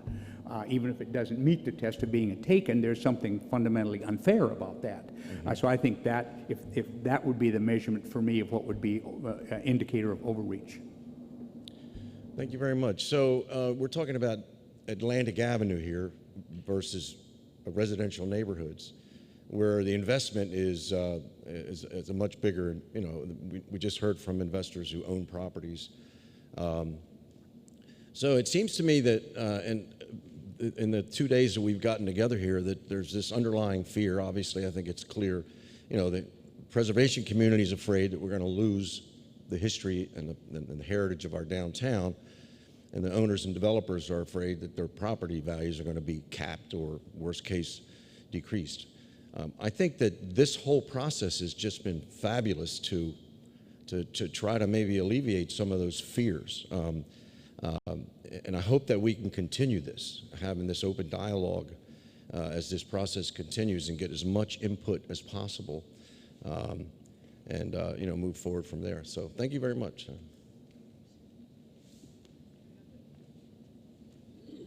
David Harden, 1395 Northwest 22nd Avenue. I just wanted to offer some observations based on my professional experience. I started my professional career with getting a master's of city planning.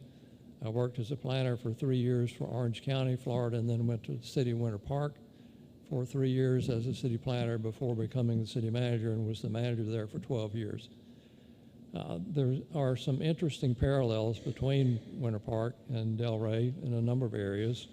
The city of Winter Park has a very vibrant downtown. Excuse me, sir, could you speak better into the microphone? Some in the Sorry. back are having Change difficulty my hearing. Angle, sorry about that. The city of Winter Park has a very vibrant downtown. At the time I was there, it was not a historic district. It may be now, I don't know. But in the late 60s, a 4-story building was built, a bank building, built on Park Avenue. That caused a political earthquake in the city of Winter Park, and for the next, everyone related to the business community lost their next election, and you had neighborhood people that were elected to the city commission. And that continued for about a 10-year period before you had actually a majority of business people on the city commission again. And they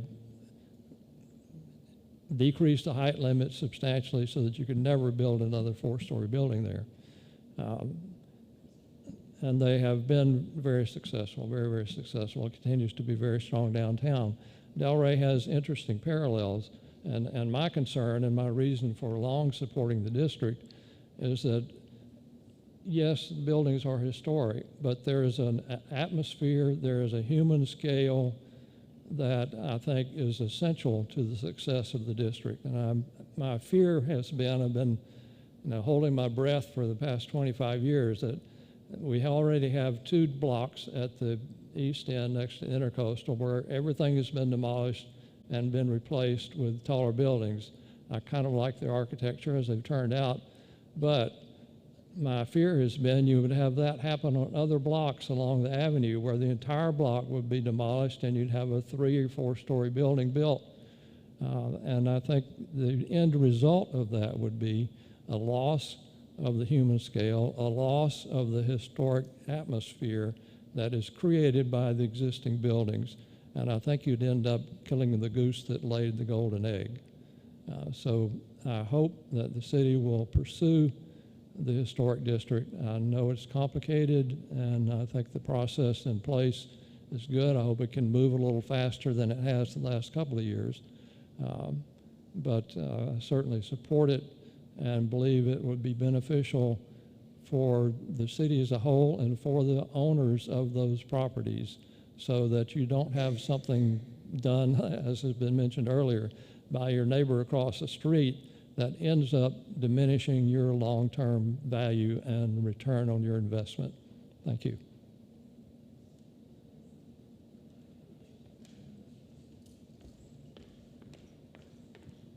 Hi, my name is Hillary Roach, the Colony Hotel, and I had a question about the contributing properties versus non-contributing. Being a historic hotel, we already go through the board. If our neighbor across the street is non-contributing, what's the process for them, and how does that help protect my property?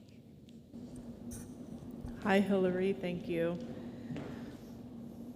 So right now, if we look at any other historic district as an example of what would occur in this potential historic district, there are regulations that apply to all properties within a historic district. Your property at the Colony Hotel is individually designated, and you have a new building potentially coming in that would be considered almost like a non-contributor because it's a brand new structure. It would need to take 50 years before we'd call that part of the historic fabric of the site.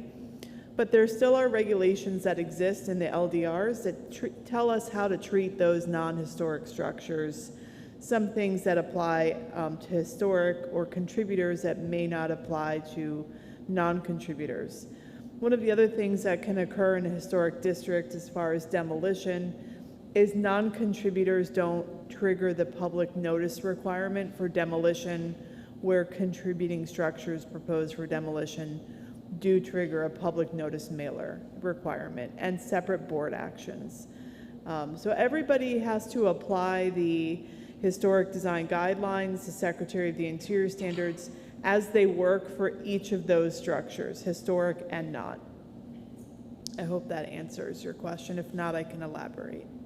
I think it does give you a bit of predictability. Just to follow up on Michelle, I think gave a really good answer, is that the contributors are still held to those considerations related to compatibility, other things like that, which, you know, your building is one of the ones that does rise all on its own to designation, and it's, I think the entire city is proud that it's here, so thank you for being stewards of that.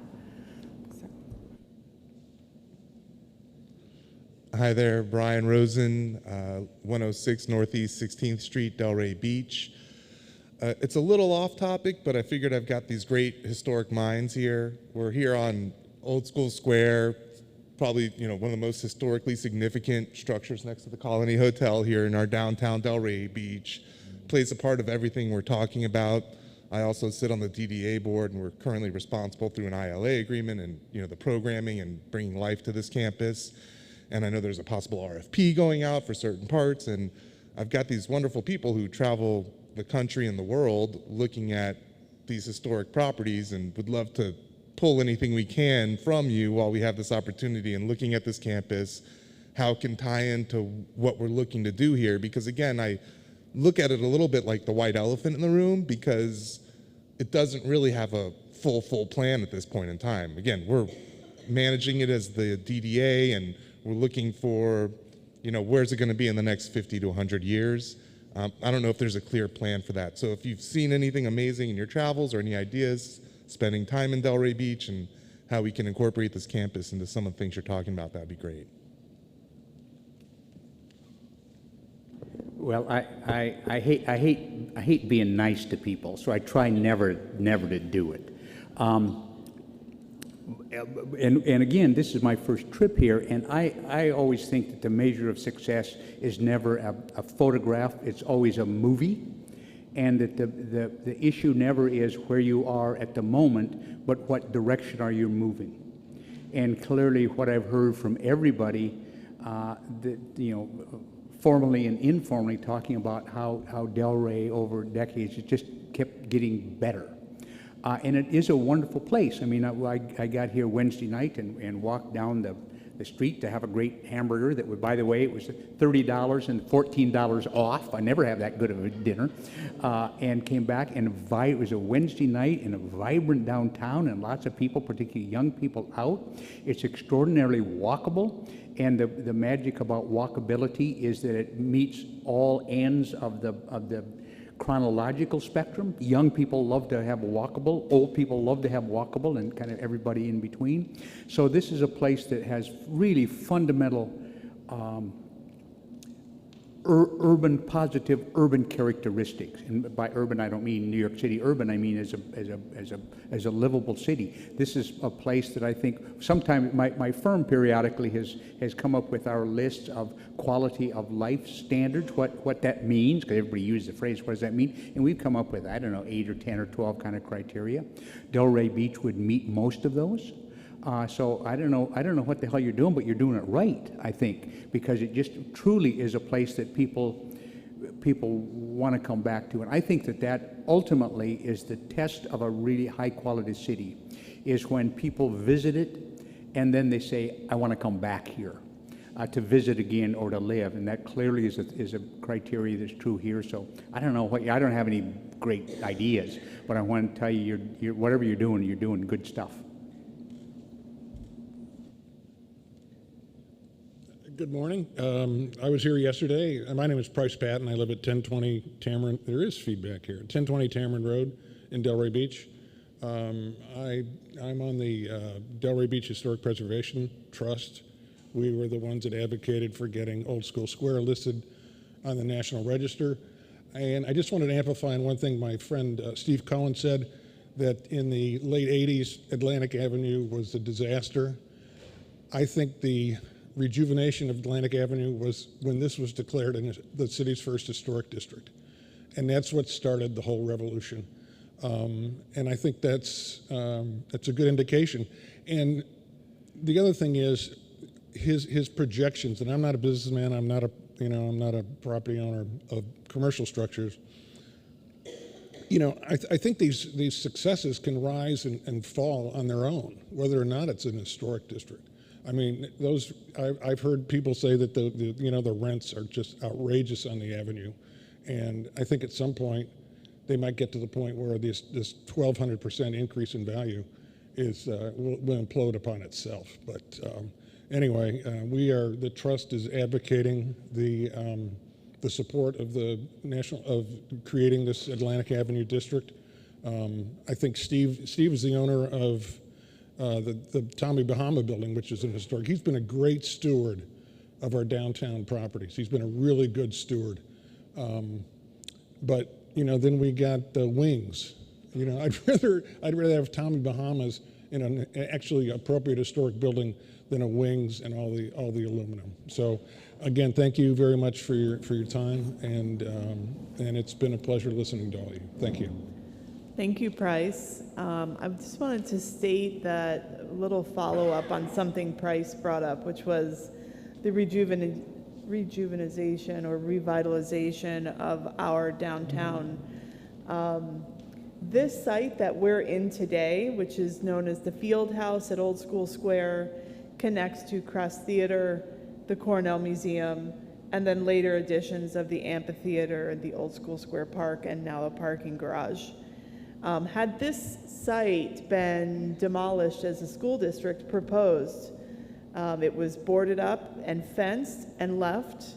The school district's standard, you move on, doesn't necessarily always include a plan of what's to happen next.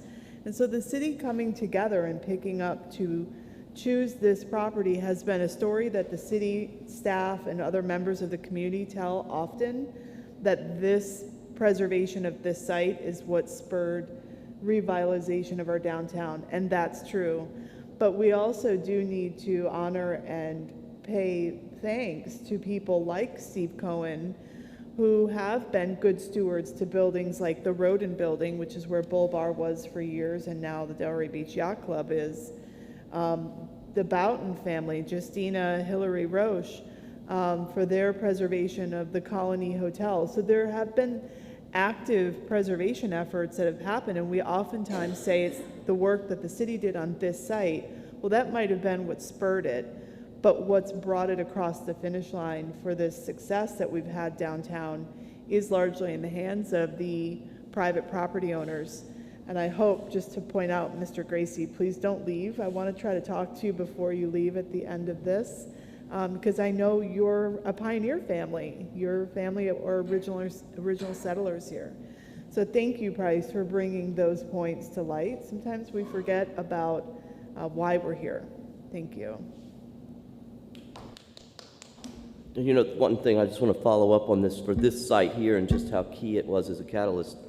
Ruben mentioned the special category grants, and this site received multiple special category grants over many years to help you restore the pieces of it. So the state actually played a very key role in supporting your efforts. Good morning. My name is Irene Ravelis. Can you hear me now? Better? Okay. Irene Ravelis. I live at 331 East Atlantic Avenue.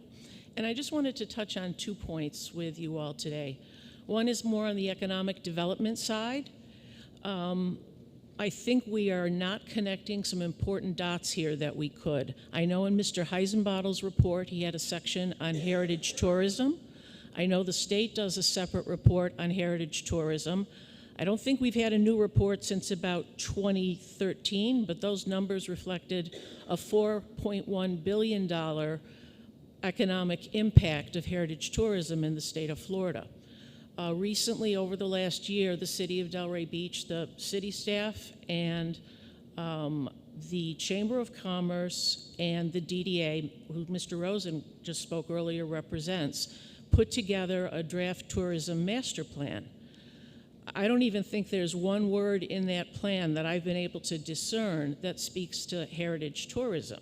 Yet we have our comp plan, the historic preservation elements and the economic prosperity elements both mention heritage tourism. So I think before we finalize our tourism master plan, you know, that's a huge opportunity and a huge benefit that we're not, I think, quantifying and promoting enough.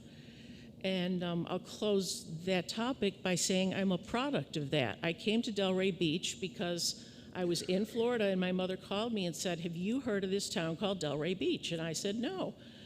National Trust for Historic Preservation Monthly Magazine did a feature on the renovation of the Sunday House and the opening of the Pineapple Grove area.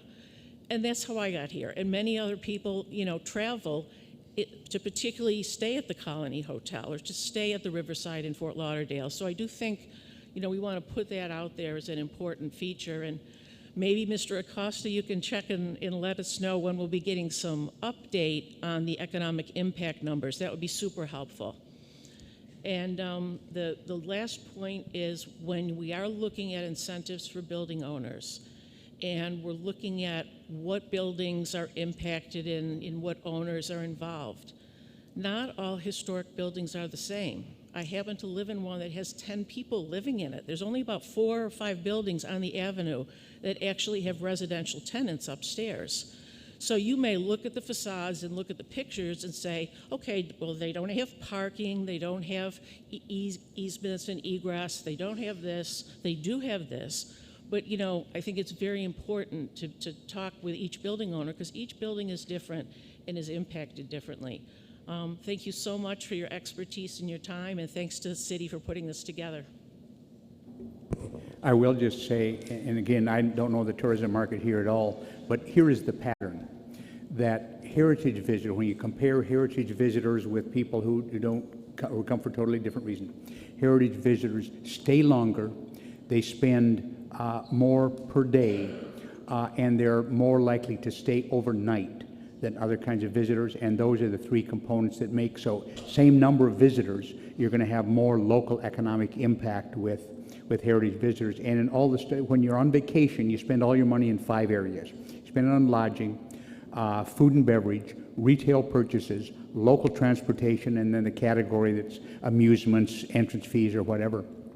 Almost all the studies that where we've included a heritage tourism component, not only do heritage tourists spend more, they spend more in every one of those categories. So whether you own a restaurant or a hotel or a retail shop, you're more likely to have a economic benefit from a heritage tourist than a tourist in general.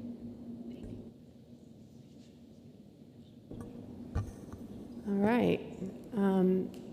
So I've left that up long enough. Oh, I'm sorry. Miss Joy, come on up.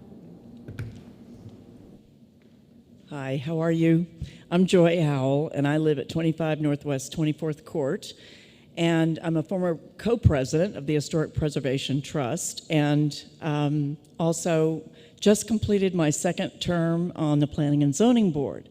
So I really applaud what you're doing. Planning is such a key thing.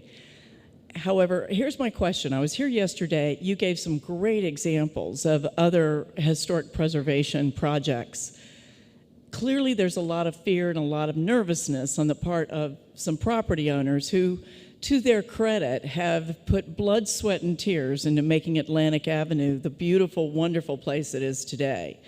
And, you know, I feel for them as a business owner and a property owner myself. But I'm very much in favor of this, and my question to you is, in your experience, in addition to doing forums like this, having it live streamed, doing some meetings, are there other things that can be done, possibly, to assuage these fears? My understanding is the city is having individual meetings with many property owners, and I would say that's always the most effective tool, is just to have these personalized conversations, speaking directly to the specific needs of different buildings and different property owners. if there's a specific concern about a particular, like configuration of the building and how that might be affected by any kind of new land use change or any kind of right, yeah. zoning issue, it's always most effective to have kind of these one-on-one conversations. And are there particular arguments other than the economic benefits that you found in your experience working with others that work? Well, I think, for most property owners, that is, probably the most important, conversation to get some, come to terms with is how is this going to affect us financially? And I think the city is doing a pretty good job of addressing that, and on Atlantic Avenue, but I know that the conversation continues. Well, this is great, and I really applaud Anthea and Michelle and obviously others for putting this forward. Thank you. I wanted to just state, Joy, a lot of our focus has been on economic benefits, legal implications of this effort, and something we don't get to talk about too much, but is a long discussion or some information in our comprehensive plan, DIA section, right. Data Inventory Analysis, are the other soft benefits that maybe aren't hitting a pocket, right, but saving the planet. So sustainability and conservation. Preservation is rooted in that. You save a building, as Donovan presented yesterday, from demolition. It's preventing it from going to a landfill. There's pride of ownership. There's a number of different things, too, if you want to look at the DIA, where we talk more about soft benefits. Pride of ownership is pretty important to a lot of folks. We do an annual awards program for our, completed projects. People are really proud of their historic properties. A lot of our owners seek out historic properties specifically. They want to be part of the fabric. So I would just direct you to some of our information online that you could look at too. Well, I still have my copy of the comprehensive plan. She has her comp plan. I'll check it out. Thank you. Yeah. There is actually, I should have made more slides to give all of you more homework. There is a lot of great information on our website if you go looking for it, and we're happy to steer anyone who's looking for more information. If you grab any of our business cards, we'll be in touch. So our next steps following this, which I know is many people's concerns, we are still actively trying to reach all of our property owners. We've been able to access, both our locals that we can find just by walking down the street to them, but also some of those that we've had Zoom meetings. But there's still a large number out there. So if you're watching and you just heard about this, please contact us so we can set up some time to go over what the report says specifically about your property, what the zoning entails, could happen or not happen there, and all that good stuff. We will probably pull all of our owners together into a group meeting at some near point, and then ultimately a city commission workshop in the new year where we will be discussing the different options for incentives to see how the direction to proceed is at that point. Thank you all for coming. We really appreciate it. This is not your last opportunity to participate. There will be more public meetings related to this, because ultimately, if designation comes forward, it will come forward with an ordinance that requires 2 readings, and the current draft doesn't have any incentive language. So once we find out what, if any, we need to include, it will have to go through planning board, and then back to city commission. So there will be more opportunities, and we will try to make sure we get the word out as best we can. Please be sure you let your neighbors know, or someone who maybe missed it, to go to the website and find us. All right, so thank you to our panel for helping guide us, through the different sort of perspectives of how this affects properties. We really appreciate having you all here. And thank you to Richard Heisenbottle, who traveled to be here, and Michelle Hoyland, who's been an awesome asset. Thank you, guys.